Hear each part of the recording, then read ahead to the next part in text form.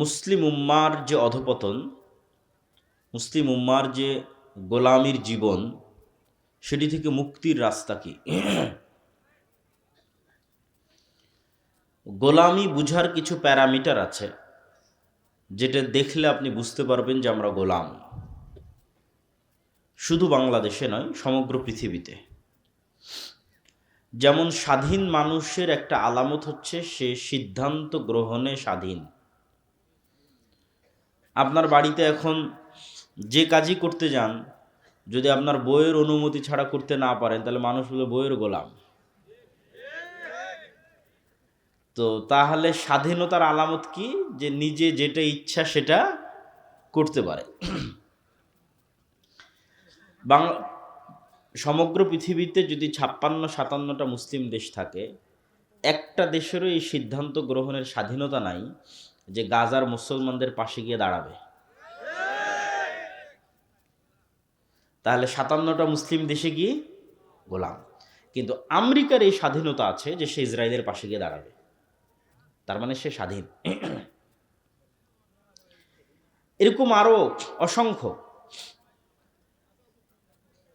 জায়গায় আপনি চেক করতে পারেন যে আমরা গোলাম না আমরা স্বাধীন।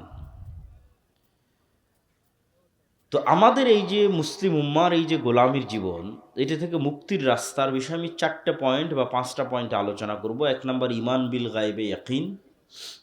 2 নম্বর, গায়েবী মদদ ছাড়া ইসলাম এবং মুসলমানদের বিজয় সম্ভব নয়। 3 নম্বর, নেতৃত্বের বিকাশ, প্রকৃত নেতৃত্বের বিকাশ। 4 নম্বর, সৎ আমল। 5 নম্বর, জ্ঞান ও শিক্ষা। ইমান বিল গায়েবে ইয়াকিন।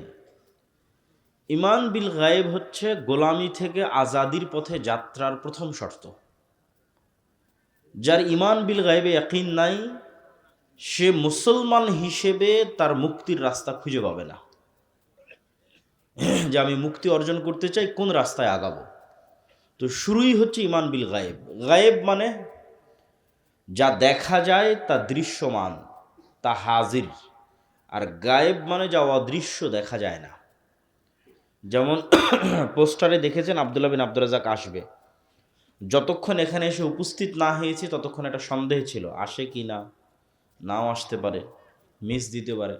যখন দেখলেন না, উনি উপস্থিত হয়েছে, স্বচক্ষে দেখছেন, তখন যেই মানের বিশ্বাস যে আব্দুল্লাহ বিন আব্দুর রাজ্জাক এসেছে, এই বিশ্বাসের মাত্রাটা এখন যেমন এখানে যে ফেরেশতারা আছে, ওইটার উপর বিশ্বাসের মাত্রা যেই দিন এই লেভেলের হবে, সেই দিন গোলামি থেকে মুক্তির রাস্তা শুরু।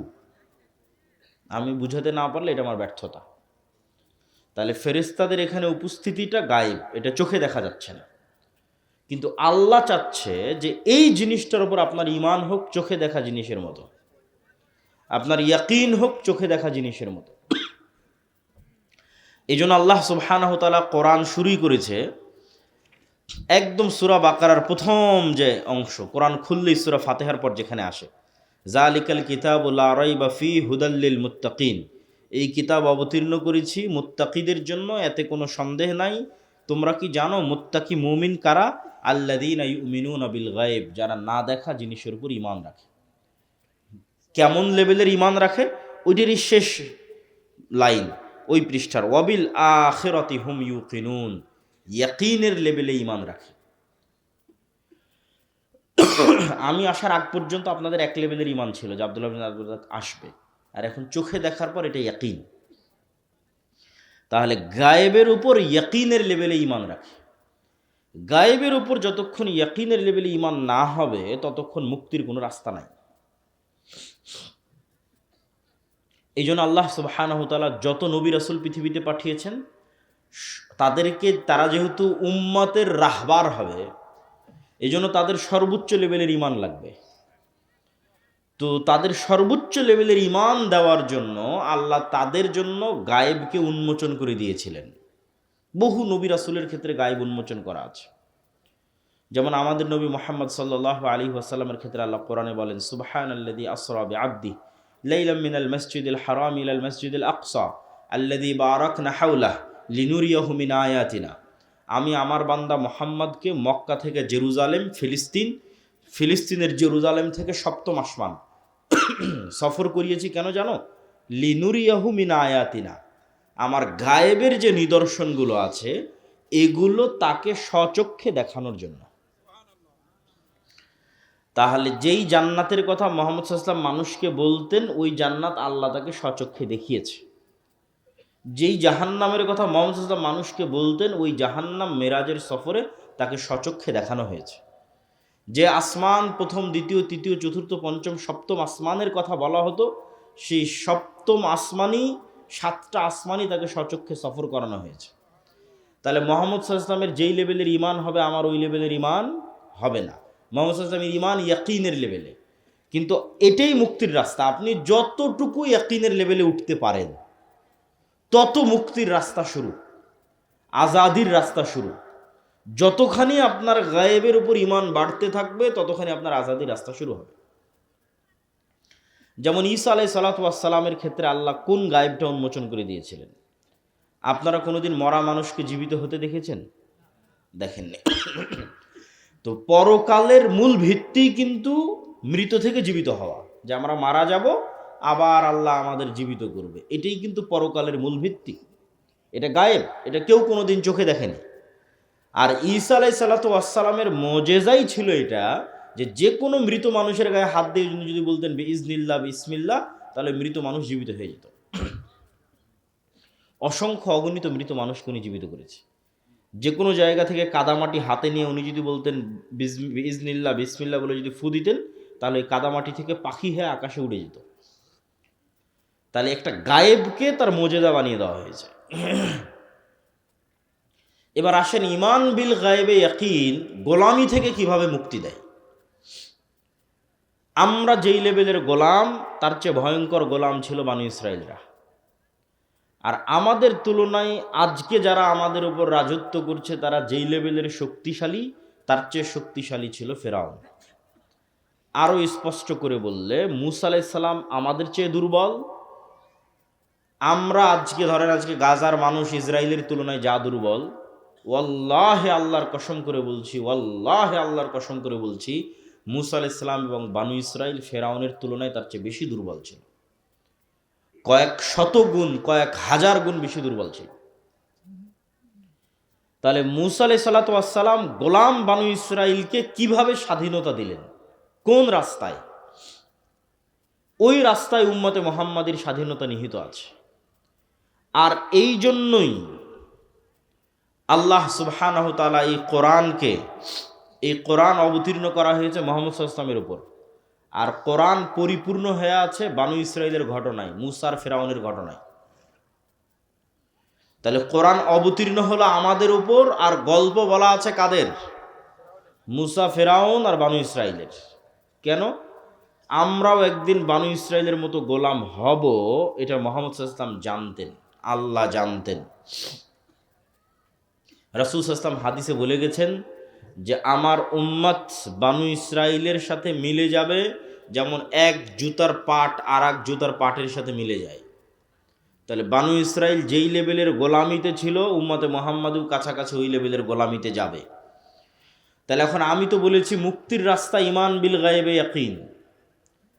তো মূসা আলাইহিস সালাতু ওয়াস সালামকে মুক্তির দায়িত্ব দেওয়া হচ্ছে। তো মূসা আলাইহিস সালাতু ওয়াস সালামের গোলামি থেকে মুক্তির নেতৃত্ব দেওয়ার জন্য তার ঈমান বিল গায়বে ইয়াকিন লাগবে। আল্লাহ মূসা আলাইহিস সালামকে বললেন, মূসা তোমার হাতে কি? তো আমার হাতে লাঠি, ছাড়ো তো।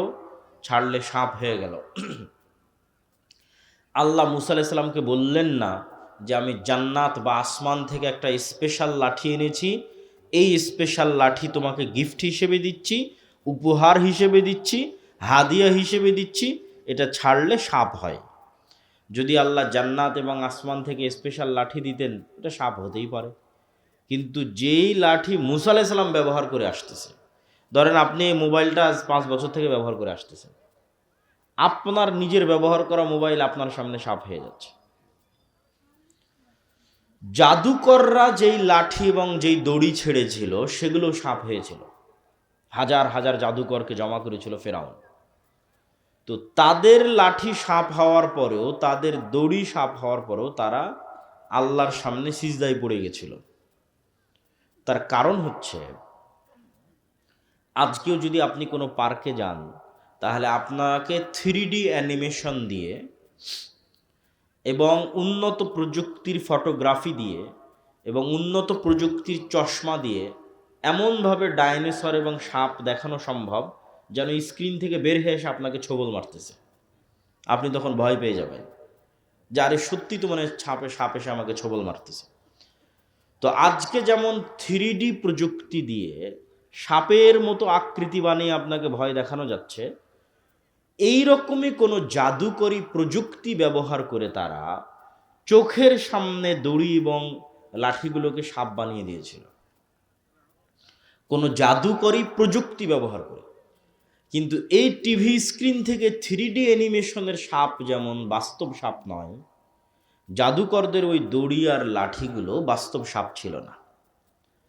আর মুসা আলাইহিস সালামের লাঠিটা যখন সাপ হয়ে গেছে, তখন আপনাদের বাড়িতে, বিলে, পুকুরে, নদীতে আল্লাহর সৃষ্টি করা যে আস্ত জ্যান্ত সাপ আছে, ওই আস্ত জ্যান্ত সাপে রূপান্তরিত হয়ে গেছে, যেটা আজকের এই আধুনিক বিজ্ঞানও সম্ভব নয়। যে আজকের আধুনিক বিজ্ঞানেও আমি বিজ্ঞান দিয়ে এই টিস্যুটাকে এখন আস্ত জীবন্ত জ্যান্ত সাপে বানিয়ে দেবো, এটা সম্ভব না।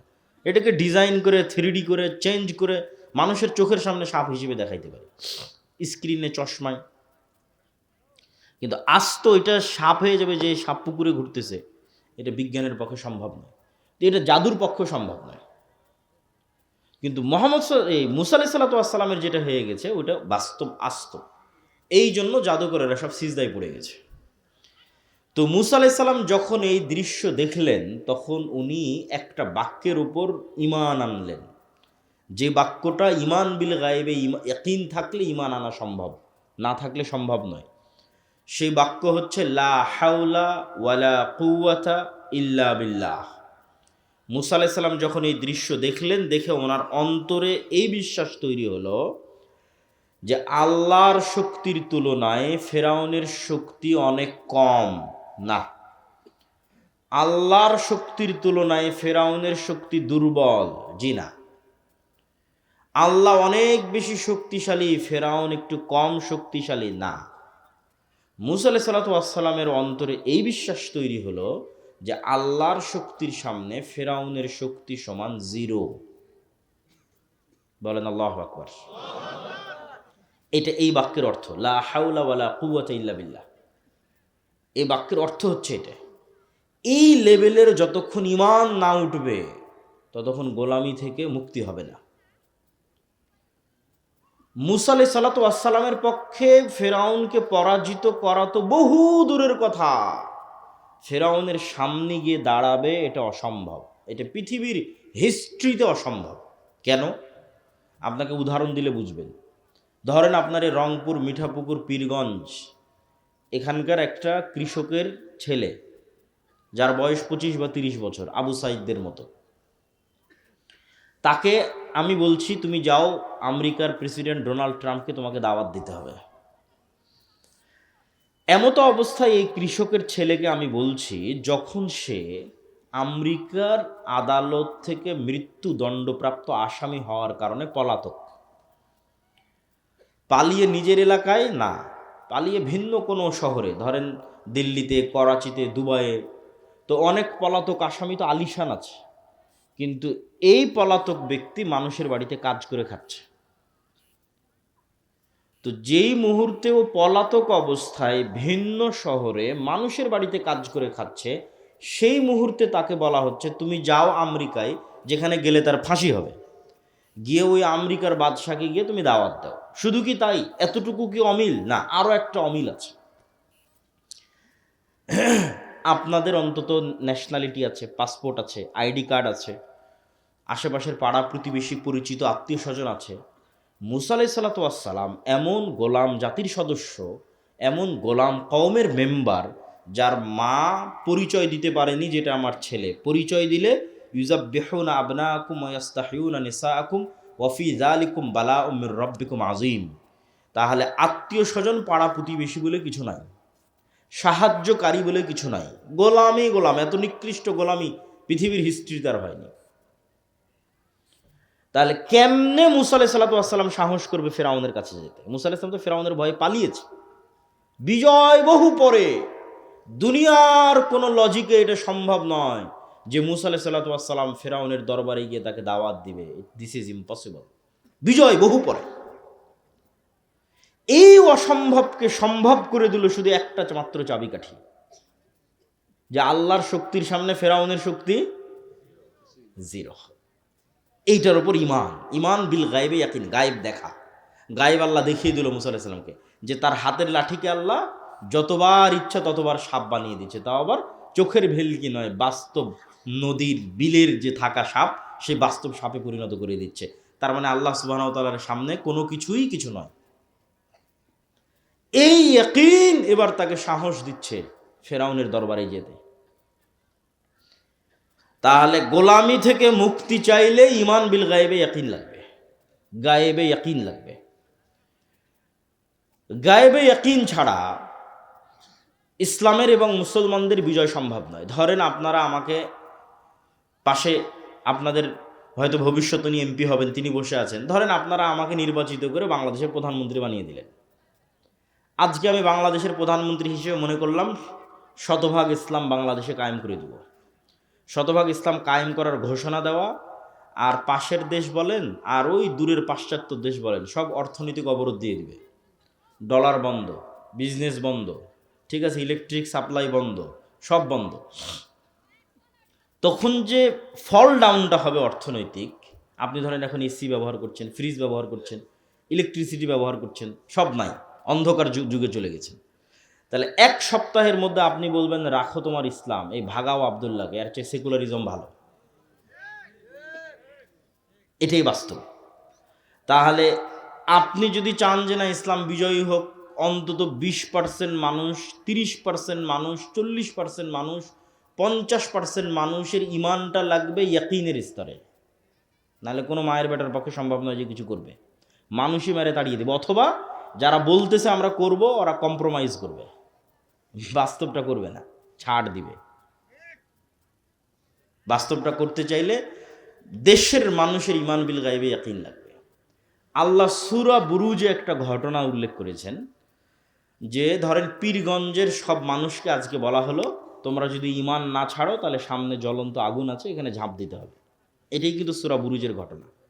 সূরা বুরুজে পুরো একটা এলাকার মানুষ মুসলমান হয়ে গেছে, বাদশাহ বলছে ইসলাম ত্যাগ না করলে সামনে আগুন জ্বালিয়ে রেখেছে, সব ওখানে ঝাঁপ দাও, নাহলে ইসলাম ত্যাগ করে ফিরে আসো। তো পুরো একটা জাতি ওই আগুনের মধ্যে স্বেচ্ছায় ঢুকছে আর জ্বলে মরে যাচ্ছে, ঢুকছে আর জ্বলে মরে যাচ্ছে। এমনকি মা তার কোলের সন্তান সহ আগুনের মধ্যে ঢুকে জ্বলে মরে গেল।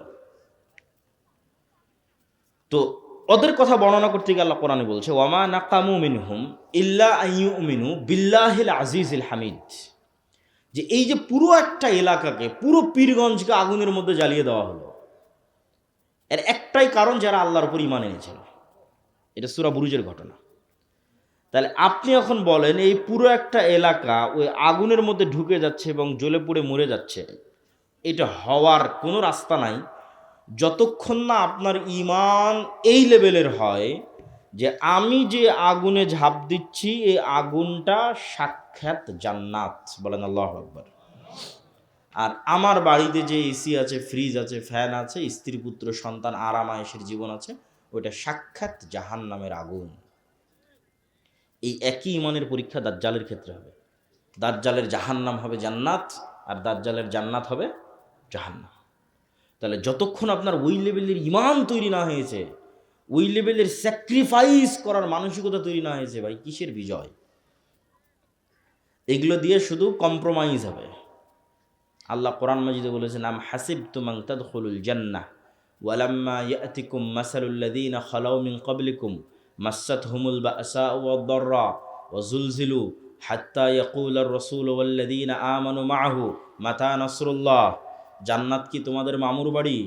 জান্নাত কি তোমাদের নানির বাড়ি? জান্নাত কি তোমাদের কাছে হাতের মোয়া? আল্লাহর ভাষাটা আমি আমার মতো করে বলতেছি। আম হাসিবতুম আন তাদখুলুল জান্নাহ, তোমরা কি মনে হয় জান্নাতে চলে যাবা? তোমার নানির বাড়ি, মামুর বাড়ি, হাতের মোয়া? অথচ এখন পর্যন্ত ওই লেভেলের জুলুম তোমরা সহ্য করনি যেই লেভেলের জুলুম তোমাদের পূর্ববর্তীরা সহ্য করেছে, এমন পর্যায়ের জুলুম যে সেই জুলুমে তারা বলতে বাধ্য হয়েছে, আল্লাহর নবী, আল্লাহর সাহায্য কখন আসবে? ওই জুলুমের মধ্যে তো আমরা যাইনি। আর ওই জুলুম সহ্য করার ক্ষমতা আমাদের আছে? ওই লেভেলের ইমান ছাড়া সহ্যের ক্ষমতা নাই।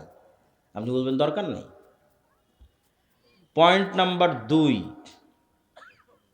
ইমান বিল গায়েবে ইয়াকিন ছাড়া মুসলমানদের বিজয় সম্ভব না। 1 নম্বর পয়েন্ট বুঝে গেলেন।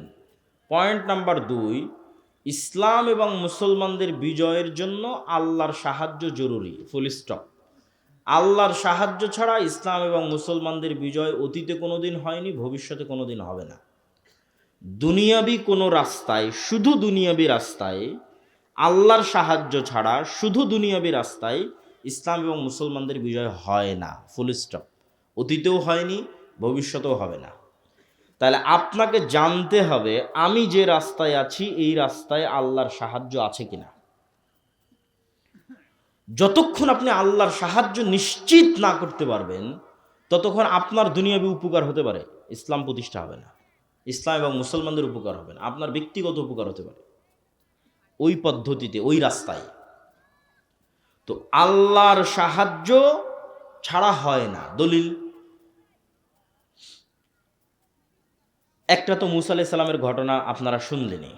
মুসা আলাইহিস সালাম যখন সমুদ্র পার হলেন তখন সিনাই মরুভূমি, এখনও আপনি গুগল ম্যাপে গেলে লোহিত সাগর পার হওয়ার পর ইসরায়েল এবং ফিলিস্তিন মুখে যখন যেতে থাকবেন, গাজা মুখে যখন যেতে থাকবেন, তখন সৌদি আরব, মিশর, ইসরায়েল, ফিলিস্তিন, এই 3 দেশের মধ্যে বিশাল মরুভূমি, এখনও মরুভূমি, এর নাম হচ্ছে সিনাই মরুভূমি।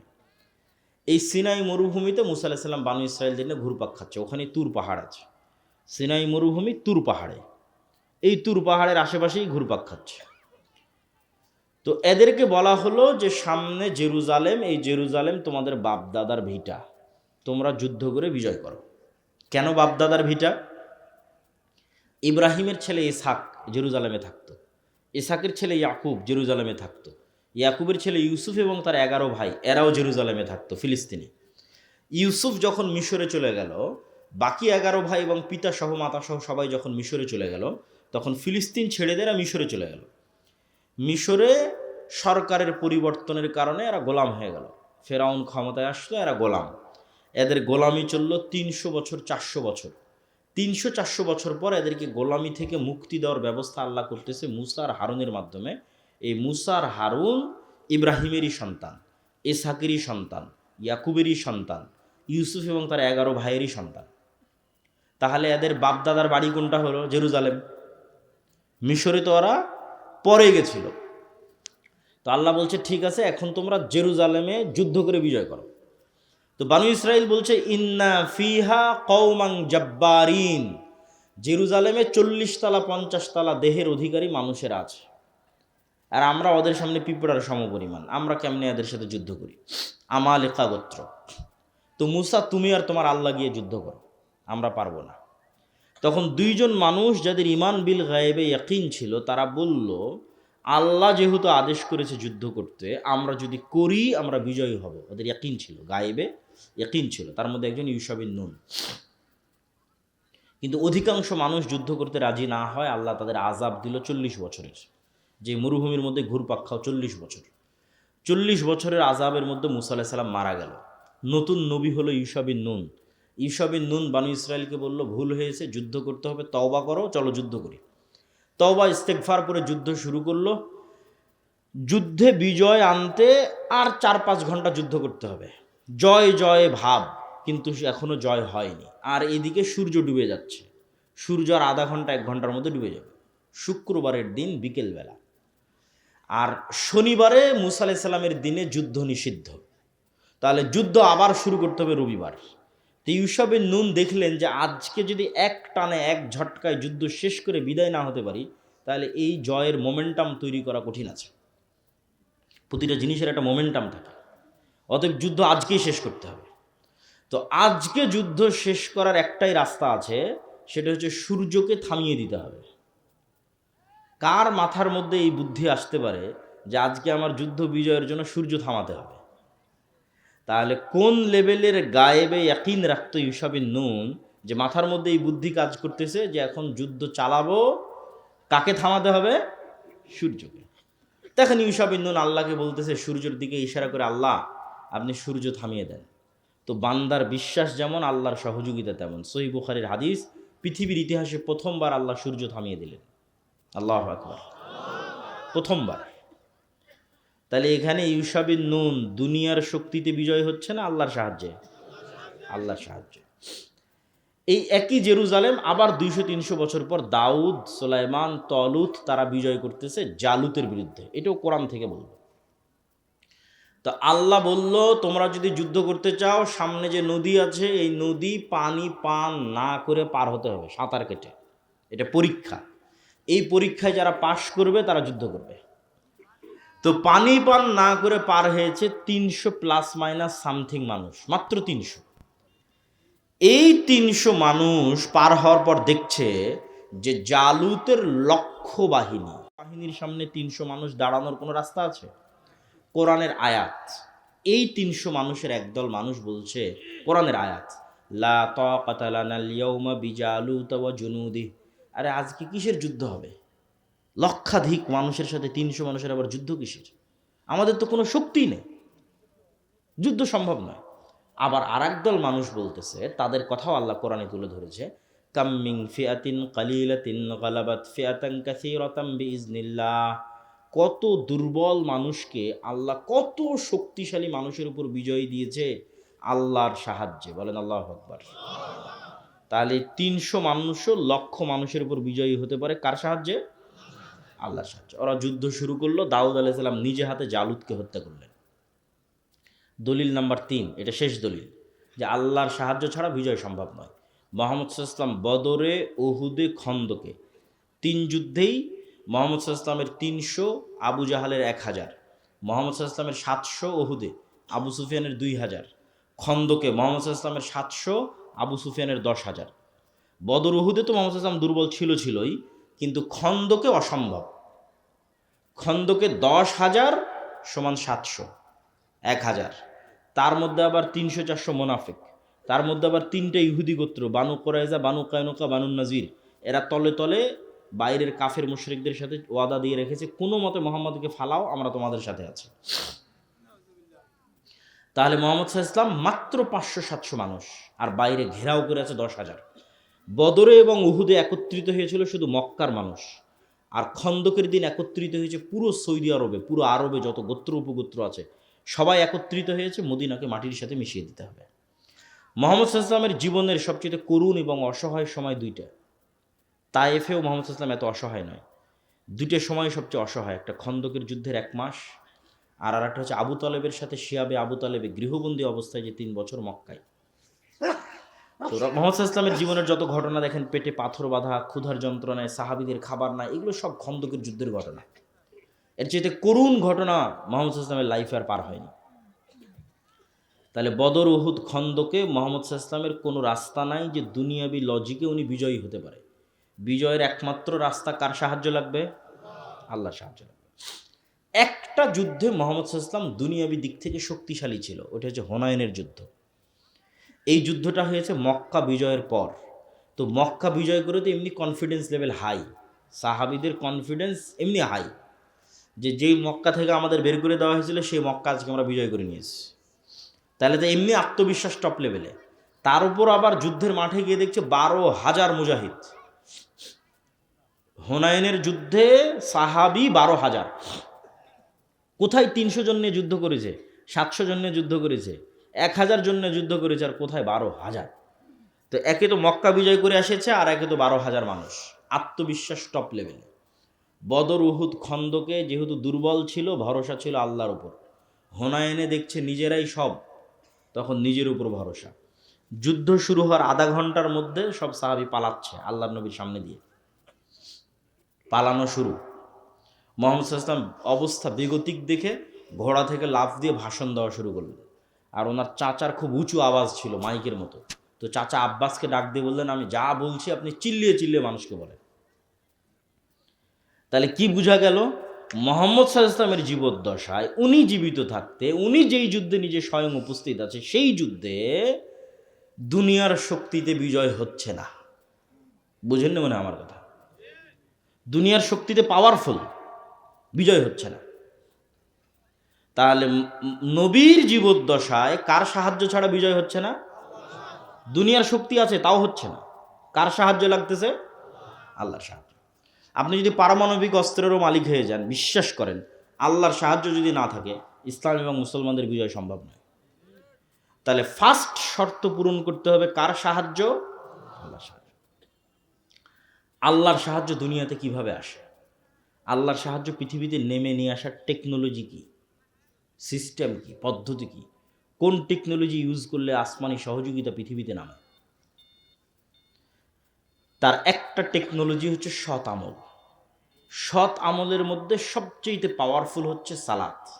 সালাতের মধ্যে সবচেয়ে পাওয়ারফুল হচ্ছে রাতের সালাত। বুঝেন? তাহলে আসমান থেকে সহযোগিতা দুনিয়াতে নেমে আসবে, তার সবচেয়ে পাওয়ারফুল ওয়ে হচ্ছে রাতের সালাত। বদরের যুদ্ধের আগের দিন মুহাম্মদ সাল্লাল্লাহু আলাইহি ওয়াসাল্লাম এত লম্বা রাতের সালাত, বদরের যুদ্ধের দিন তার তাঁবুর মধ্যে খিমার মধ্যে হাত উঁচু করে এমন দোয়া, চোখের অঝোর ধারা পানি, যে আবু বকর রাদিয়াল্লাহু তাআলা আনহু পর্যন্ত ক্লান্ত হয়ে গেছে যে আরে আপনি তো নবী, আপনার কাছে সবসময় জিবরাইল আসে, আল্লাহ তো আপনাকে বিজয় করবেই, এত লম্বা রাতের সালাতের কি দরকার? এত লম্বা দোয়ার কি দরকার? কিন্তু আপনি নিশ্চিত জেনে রাখেন যে আমি যতটুকু জানি, আপনি যতটুকু জানেন, তার চেয়ে মুহাম্মদ সাল্লাল্লাহু আলাইহি ওয়াসাল্লাম হাজার গুণ বেশি জানে যে আল্লাহর সাহায্য ছাড়া বদরে বিজয় সম্ভব নয়। ঠিক আমার এবং আপনার চেয়ে মুহাম্মদ সাল্লাল্লাহু আলাইহি ওয়াসাল্লাম আরও লক্ষ কোটি গুণ বেশি জানে যে আল্লাহর সাহায্য পৃথিবীতে আনার রাস্তা হচ্ছে সালাত, সালাতের মধ্যে রাতের সালাত। তাহলে এখন সামারি কি, রেজাল্ট কি, যেটা আমি আপনাকে বলতে চাচ্ছি যে নবী মুহাম্মদ পৃথিবীর সর্বশ্রেষ্ঠ নবী হওয়ার পরেও বিজয়ের জন্য রাতের সালাতের মুখাপেক্ষী, লম্বা রাতের সালাতের মুখাপেক্ষী। আর আমি আপনি গুনাহগার হওয়ার পরও, নবী না হওয়ার পরও রাতের সালাত বহু দূরের কথা, 5 ওয়াক্ত সালাত আদায় না করেও শুধু ভোট দিয়ে নাকি ইসলাম বিজয় হয়ে যাবে। সম্ভব নয়। যতক্ষণ মানুষ সালাত আদায় না করেছে ততক্ষণ আল্লাহ বিজয় দিবে না। আর যতক্ষণ আপনার ইমান বিল গায়েবে ইয়াকিন তৈরি না হয়েছে, যতক্ষণ আপনি আল্লাহর সাহায্য আনতে না পেরেছেন, আপনি চিন্তা করলেন যে শুধু দুনিয়ার রাস্তাতেই আমি কৌশল এবং পদ্ধতি অবলম্বন করব, করতে করতে মন্দিরও কয়দিন পর বানিয়ে দেওয়া লাগতে পারে। কয়দিন পর মন্দিরে আপনি মূর্তিও বানিয়ে দিলেন, পূজাতেও অংশগ্রহণ করলেন। ওইটা দিয়ে আপনি আল্লাহ সুবহানাহু ওয়া তাআলার সাহায্য আনতে পারবেন না। ওইটা যখন আপনার মাথার মধ্যে ঢুকে গেছে যে দুনিয়ার রাস্তায় একমাত্র রাস্তা, তখন এই রাস্তায় মানুষ চলে। আর যখন ইমান বিল গায়বে ইয়াকিন থাকবে, আল্লাহর সাহায্য নিয়ে আসার চিন্তা থাকবে, তখন পদ্ধতি হবে ভিন্ন, তখন রাস্তা হবে ভিন্ন। তাহলে আসমান থেকে সহযোগিতা আনতে পারে এরকম টেকনোলজির একটা বড় টেকনোলজি হচ্ছে সালাত। দেখেন, যুদ্ধের মাঠে আল্লাহর নবী সালাত আদায় করতে বলছে সাহাবীদেরকে। ওই সালাতের নাম সলাতুল খৌফ, যে অর্ধেক অর্ধেক ভাগ হয়ে যাবে, একদল যুদ্ধ চালাবে, পাহারা দিবে, আর একদল সালাত আদায় করবে। এখন যুদ্ধে বিজয়ের জন্য দুনিয়ার লজিক বলে সবাই মিলে যুদ্ধ করলেই তো ভালো, যত বেশি অস্ত্র ব্যবহার করব তত ভালো।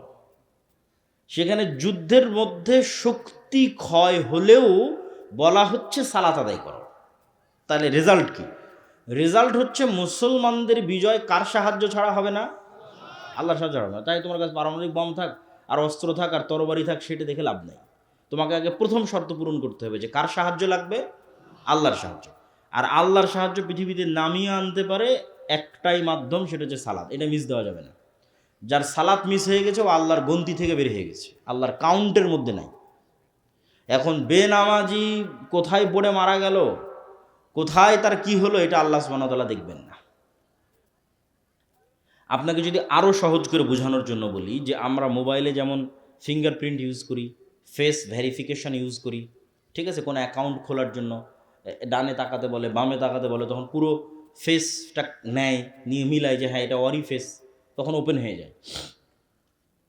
তো এই যে পাসওয়ার্ড দিয়ে যে আমরা ফোন ওপেন করতেছি, ফিঙ্গারপ্রিন্ট দিয়ে, ফেস ভেরিফিকেশন দিয়ে আজকে অনেক কিছু ওপেন করতেছি, মনে করেন পৃথিবী এমন একটা সিস্টেমের উপর দাঁড়িয়ে আছে, লাউহে মাহফুজে প্রত্যেকটা ইবাদতের একটা চিত্র আছে। লাউহে মাহফুজে প্রত্যেকটা ইবাদতের একটা ফরম্যাট দাঁড় করানো আছে। আপনি যখন ওই ফরম্যাট পৃথিবীতে নেওয়া শুরু করেন, তখন একটা আরেকটার সাথে যখন মিলে যায় তখন অটোমেটিক ওপেন হয়ে যায়। পাসওয়ার্ড মিলে গেছে, দরজা খুলে গেছে, এখন সাহায্য আসা শুরু হবে। ওই জন্য ওই সেম ফরম্যাটে দাঁড়াতে হবে, সেম ফরম্যাটে সিজদা, রুকু, ঠিক আছে। এইটা ভেরিফিকেশন, পাসওয়ার্ড ওইখানে যেখানে যেটা মুহাম্মদ ইসলাম বলেছে সেখানে সেটা বলতে হবে। আপনি ওইটা বলবেন, ওইভাবে দাঁড়াবেন, আল্লাহ সুবহানাহু ওয়া তাআলার সাহায্য নামার রাস্তা অটোমেটিক ওপেন হয়ে যাবে। বলেন আল্লাহু আকবার। সালাতের সাথে আপনার সম্পর্ক নাই তো আপনার সাথে আল্লাহর সম্পর্ক নাই বাবা। তাহলে আপনি ওই যে মিছিল, মিটিং, নারায়ে তাকবীর এগুলো দিয়ে সব কিছু দিয়ে ইসলামের বিজয় হবে না। পয়েন্ট নাম্বার 3, গোলামি থেকে মুক্তির জন্য আল্লাহর সাহায্য আসমান থেকে আনার একটা রাস্তা বললাম সালাত, আর একটা রাস্তা হচ্ছে সকাল সন্ধ্যার জিকির। ফরজগুলো তো করতেই হবে, অতিরিক্ত দুটা, একটা রাতের সালাত, একটা সকাল সন্ধ্যার জিকির। সকাল সন্ধ্যার জিকির কি? সকাল সন্ধ্যার জিকির এমন এক পাওয়ারফুল টেকনোলজি, শক্তি, প্রযুক্তি, পৃথিবীর এমন কোনো অসম্ভব নাই যা সম্ভব হবে না জিকির দিয়ে। There is nothing is impossible. পৃথিবীতে এমন কিছুই অসম্ভব নয় যেটাকে সম্ভবে পরিণত করা সম্ভব নয় জিকির দিয়ে। দলিল ছাড়া কথা বলবো না। মুসা আলাইহিস সালাতু ওয়াস সালাম ফেরাউনের কাছে যাবে, এটা এক আশ্চর্য। মুসা আলাইহিস সালাম জিতবে, ফেরাউন পরাজিত হবে, আর চেয়ে আশ্চর্যের ঘটনা পৃথিবীতে ঘটেনি, ভবিষ্যতে আর ঘটবে না।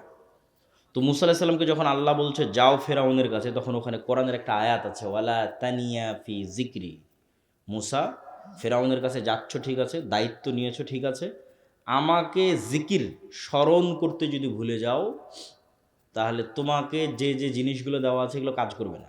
লাঠি ছাড়লে আর সাপ হলো না, লাঠি সমুদ্রে মারলা আর রাস্তা তৈরি হলো না, মানে আর ফাংশন করতেছে না।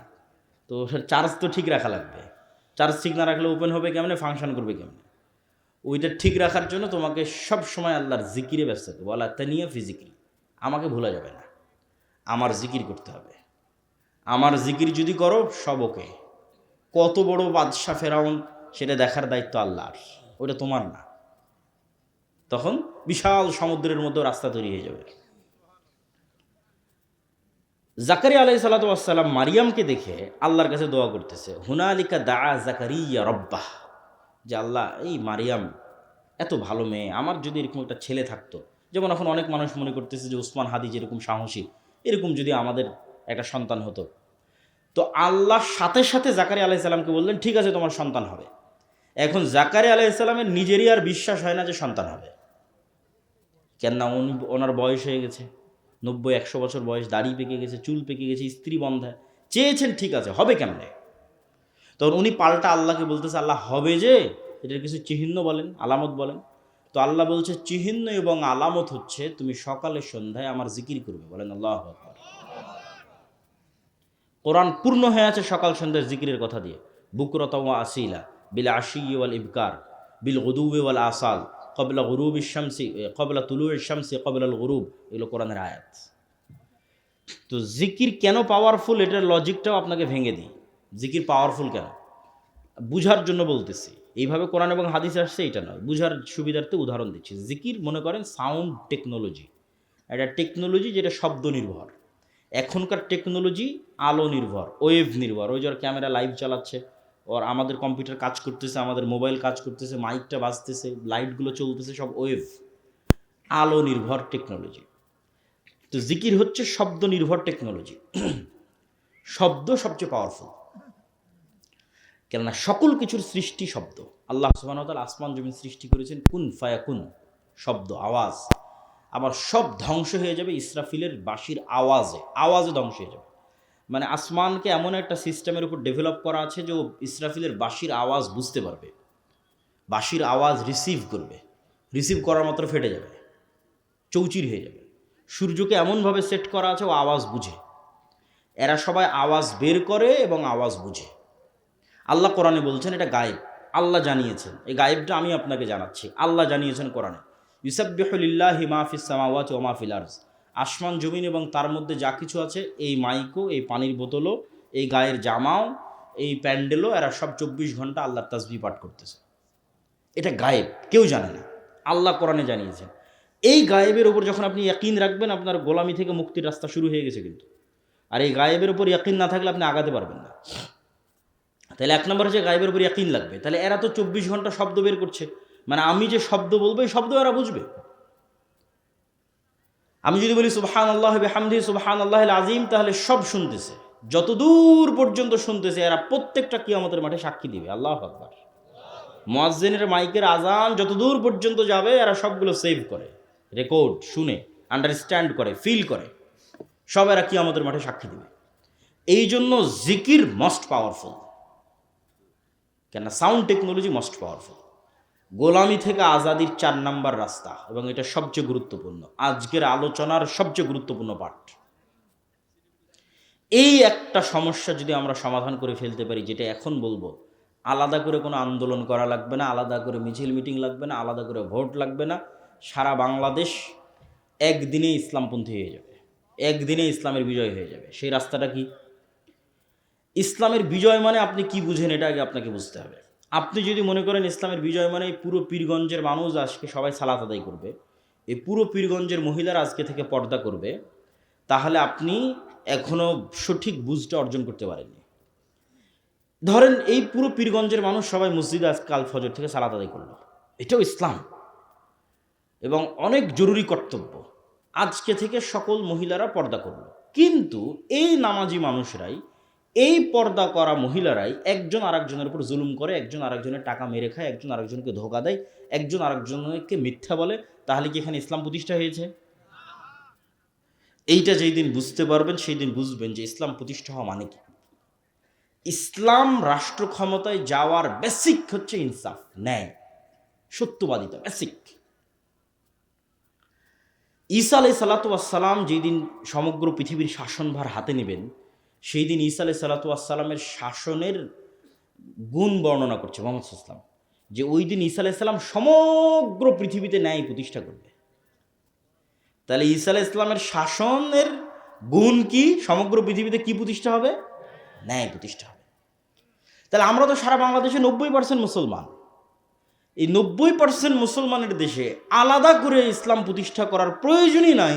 যদি 90% মুসলমানের দেশে সবাই আজ থেকে বলে যে আমি ন্যায় প্রতিষ্ঠা করব, সত্যবাদী হব, আলাদা করে কিছু করা লাগবে না, 80% ইসলাম প্রতিষ্ঠিত হয়ে যাবে।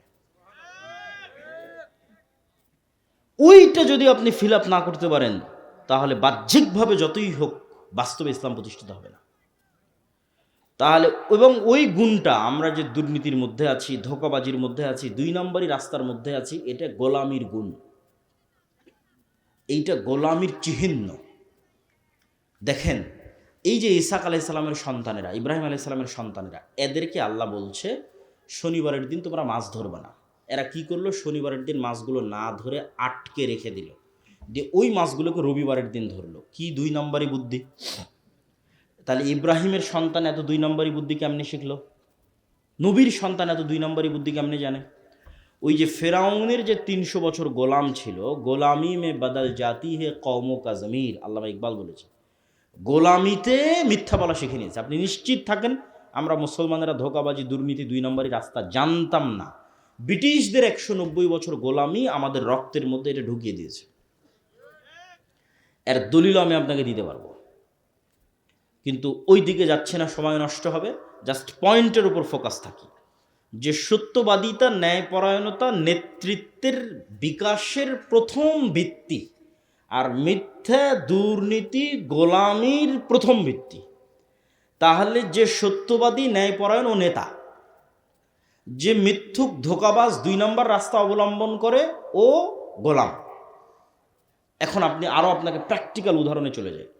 ধরেন উসমান হাদি, গণতন্ত্রের যে কালচার, এই কালচার হচ্ছে আপনাকে মনোনয়ন আনতে গেলে, সিট ভাগাভাগি করতে গেলে, ভোটে জিততে হলে আপনাকে এর বিরুদ্ধে, ওর বিরুদ্ধে, এর পক্ষে গ্রুপিং, লবিং, লিয়াজু, টাকা পয়সার লেনদেন, অনেক কিছুর মধ্যে বাই ডিফল্ট যুক্ত হতে হয়। এটা কালচার। ডেমোক্রেসি এই কালচারের উপর প্রতিষ্ঠিত। তাহলে যখনই আপনি ওই প্রত্যেকটা জিনিসের মধ্যে ঢুকতেছেন, তখন আল্লাহর গায়েবে নেতা হওয়ার যে ফরম্যাট ঠিক করা আছে, যে মানুষটা নেতা, ওই ফরম্যাটটা হচ্ছে আপনি শতভাগ সত্যবাদী হবেন, শতভাগ ন্যায়পরায়ণ হবেন। যখনই আপনি এই ফরম্যাটের মধ্যে ঢুকে যাচ্ছেন, তখন আপনি ওখান থেকে গোলামির যে চিহ্ন, সেই চিহ্নর দিকে যাত্রা শুরু করতেছেন। তো উসমান হাদি এই জায়গায় কি করেছে? সে নিজের জায়গায় শতভাগ সৎ এবং শতভাগ ন্যায়পরায়ণ থেকে তার জ্ঞান এবং মেধা দিয়ে ভয়েস উচ্চারণ করেছে, আওয়াজ উঠিয়েছে। তাহলে এইটাই হলো নেতৃত্বের বিকাশের শর্ত। আমাদের এরকম 500 উসমান হাদি দরকার, এরকম 1000 উসমান হাদি দরকার, যে শতভাগ সত্যবাদী থাকবে। কোনো দল, কোনো সংগঠন, কোনো মানুষ, কোনো ব্যক্তি কোনো কিছুর প্রতি দায়বদ্ধ থাকবে না। কারোর সাথে লিয়াজু মেনটেন করতে গিয়ে, লবিং মেনটেন করতে গিয়ে শতভাগ সত্য বলতে পারবে না, এই রকমের কোনো পিছুটান তার থাকবে না। জ্ঞানে থাকবে সর্বোচ্চ, যেটা লাস্ট পয়েন্টে আসবো, যে জ্ঞান। ইমান বিল গায়েবে ইয়াকিন থাকবে, সৎ আমল থাকবে, রাতের সালাতে পাবান্দ, 5 ওয়াক্ত সালাতে পাবান্দ। এরকম 500টা যদি আপনি নেতা তৈরি করে দিতে পারেন, 500, তাহলে আমি এটা বাংলাদেশের ক্ষমতা অর্জনের রাস্তা বলছি না, এটা পৃথিবীর ক্ষমতা অর্জনের রাস্তা, যেটা কোরআনে দেওয়া আছে। এটা দিয়ে পৃথিবী বিজয় করা সম্ভব, সত্যবাদিতা এবং ন্যায়পরায়ণতা দিয়ে। এটা নেতা তৈরি হওয়ার রাস্তা, নেতা তৈরি হওয়ার বীজ। এখন আপনি কেমনে প্র্যাকটিক্যাল লাইফে আমার এই বক্তব্যকে ফিট করবেন যে ঠিক আছে, আজ থেকে আমরা গোলামি থেকে মুক্তি চাই। তা আবদুল্লাহ ভাই বলেছে, গোলামি থেকে মুক্তি পেতে চাইলে সত্যবাদী ন্যায়পরায়ণতার মাপকাঠিতে আসতে হবে, না হলে গোলামি থেকে মুক্তি সম্ভব নয়। তো আমি কেমনে চেক করব যে আমি গোলাম না নেতা? আপনারা যারা এখানে বসে আছেন, তারা নিজে বুকে হাত দিয়ে জিজ্ঞেস করেন যে আপনার পিতার সম্পত্তিতে আপনার বোনকে ন্যায় এবং ইনসাফের সাথে ভাগ দিয়েছেন কিনা। হাসার কিছু না। যদি আপনি আপনার পিতার সম্পত্তিতে আপনার বোনকে ন্যায়ের সাথে, ইনসাফের সাথে ভাগ করে দিয়ে থাকেন, তাহলে আপনার মধ্যে নেতৃত্বের ক্রাইটেরিয়া আছে। দুনিয়ার দৃষ্টিতে না, আল্লাহ গায়েবে নেতা হওয়ার যে ক্রাইটেরিয়া নির্ধারণ করেছে, ওই ক্রাইটেরিয়া আপনার নেতার গুণ আছে। আর যদি আপনি ন্যায় এবং ইনসাফের সাথে বন্টন করে না থাকেন, ভালো জমিটা আপনি নিয়েছেন, নদীর ডোবা জমিটা আপনি দিয়েছেন, যেটাতে বেশিবার ফসল হয় সেটা আপনি নিয়েছেন, কম ফসল বোনকে দিয়েছেন, দেরিতে দিয়েছেন, গড়িমসি করেছেন, অথবা এখনও দেননি, নিশ্চিত থাকেন আপনিও যদি কোনো মতে এমপি মন্ত্রী হতে পারেন, গত 16 বছর তারা যা দুর্নীতি করেছে, আপনি তার চেয়ে বেশি দুর্নীতি করবেন। তাহলে এই সিস্টেমে, ধরেন গণতান্ত্রিক সিস্টেমে 300 এমপি আমি নির্বাচিত করে দিলাম। এই 300 এমপি ধরেন কথার কথা, ধরেন আল্লাহ না করুক, ধরেন কথার কথাই 300 এমপি দুর্নীতিগ্রস্ত। তাহলে এই দুর্নীতিগ্রস্ত 300 এমপি আপনাদের দৃষ্টিতে নেতা, আর আল্লাহর লজিকে তারা নেতা না গোলাম? এই জিনিসটা যেই দিন বুঝবেন, ওই দিন গোলামির জিঞ্জির ভাঙ্গা শুরু হবে। এই জিনিসটা যেদিন ফিল করবেন না, মেরুদণ্ড বিক্রি করা যাবে না। ওসি, ডিসি, এসপি, মন্ত্রী, মিনিস্টার বা ক্ষমতায় যারা আসে, এরা 3 বছরের জন্য, 5 বছরের জন্য, 2 বছরের জন্য। কিন্তু আর্মিতে যে জয়েন করেছে, ও তো রিটায়ার্ড না করা পর্যন্ত ওখানেই থাকবে। ওসি, ডিসি, এসপি, মন্ত্রী, মিনিস্টার যে হয়েছে, ওসি, ডিসি, এসপি, তারপরে এসিল্যান্ড, সাব রেজিস্ট্রার, এরা রিটায়ার্ড না করা পর্যন্ত আছে। তাহলে এই যে এরা তো সব আমাদেরই জনগণ, সাধারণ জনগণ। আর এক দলকে আপনি মিথ্যুক, দুর্নীতিবাজ, উমুক দলেই, তুমুক দলেই, সব তো আমরাই নিজেরাই দুর্নীতিবাজ। আমরা সাধারণ জনগণই তো দুর্নীতিগ্রস্ত। তাহলে এই OC, DC, SP, AC land, sub registrar, এদের 50% নামাজি। আমার কথাটা বুঝেন, আমার আইডিয়া যে 50% নামাজি। এদের 70% ওমরা করে, হজ করে। এদের 100% বিভিন্ন মসজিদ, মাদ্রাসা, ইসলামী সম্মেলনের সভাপতি, প্রধান অতিথি, বিশেষ অতিথি, 100%। কিন্তু ওই ওসি, ওই ডিসি, ওই এসপি, ওই এসিল্যান্ড, ওই সাব রেজিস্ট্রার যখন তার চেয়ারে বসতেছে, তখন সে আমানতের খেয়ানত করতেছে। তাহলে এখন তার মধ্যে ইমান ঢুকেছে, সে কি বুঝলো ইসলাম কি? এটাই তো আমরা বুঝাইতে পারলাম না ইসলাম কি। মুহাম্মদ সাল্লাল্লাহু আলাইহি ওয়াসাল্লামকে আল্লাহ সুবহানাহু ওয়া তাআলা নামাজ শিখালো 53 বছর বয়সে। মক্কা থেকে হিজরত করারও 2 বছর পর সালাত, সিয়াম, হজ, জাকাত শেখানো হয়েছে। বয়স তখন 53-52 বছর বয়স। তাহলে এই 13 বছর 10 বছর কি শিখালো আল্লাহ? এই 13 বছর 10 বছর প্রকৃত ইমানদার বানিয়েছে। এক কালবের মধ্যে লা ইমানা লিমান লা আমানাতা লাহু, এক কালবের মধ্যে আল্লাহর উপর ইমান, আবার মিথ্যা ধোঁকাবাজি 2 নাম্বারই থাকতে পারে না। এটা আল্লাহর নবীর হাদিস। তাহলে যে কালবে ইমান আছে দাবি করছে, বাহ্যিক 5 ওয়াক্ত সালাত দিয়ে দেখাচ্ছে আমি মুসলমান, হজ এবং ওমরা করে দেখাচ্ছে আমি মুসলমান, কিন্তু ওর চেয়ারে যখন বসতেছে তখন ন্যায় করতে পারতেছে না, দুর্নীতি করতেছে, 2 নম্বরই রাস্তা অবলম্বন করতেছে, ধোঁকাবাজি করতেছে, মিথ্যা বলতেছে, ওয়াল্লাহে আল্লাহর কসম, আল্লাহর নবীর হাদিস অনুযায়ী সে মুনাফিক। ইজা হাদ্দাসা কাযাবা ওয়া ইজা ওয়া'আদা আখলাফা ওয়া ইজা তুমিনা খানা, কথা বললে মিথ্যা বলে, ওয়াদা করলে ভঙ্গ করে, যে দায়িত্ব দেওয়া হয়েছে আমানতের খেয়ানত করে। তাহলে পুরো দেশ একদিনে 80% ইসলাম বাস্তবায়ন হয়ে যাবে। দেশের AC OC land sub registrar, এরা তো কেউ হিন্দু নয়, সব তো মুসলমান, সব তো আমরাই, সব তো আপনাদের সন্তান, আপনারাই। তাহলে পুরো দেশে একদিনে 80% ইসলাম বাস্তবায়ন হয়ে যাবে যদি আমরা বলি আমার মেরুদণ্ড, আমার মেধা, আমার মাথা, আমার সিদ্ধান্ত টাকার কাছে বিক্রি করব না, 2 নম্বরই রাস্তা অবলম্বন করব না। যেটা সৎ, যেটা ন্যায়, যেটা সত্য, সেটা যদি আমার দলের বিরুদ্ধেও যায় তবুও বলবো, শেষ। সেটা যদি আমার নেতার বিরুদ্ধেও যায় তবুও বলবো। এই একটা মূল মানদণ্ডে আমাদের ভবিষ্যৎ প্রজন্মকে গড়ে তুলতে হবে।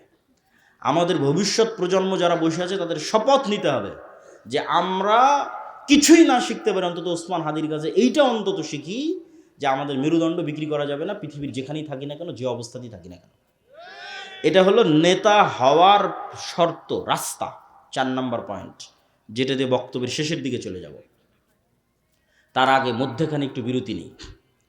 সেই বিরতি হচ্ছে, আজকে আপনাদের সামনে এখানে এসেছি, এই সম্পর্কটা যদি একদিনের সম্পর্ক হয়, এই সম্পর্কের ভ্যালু নাই।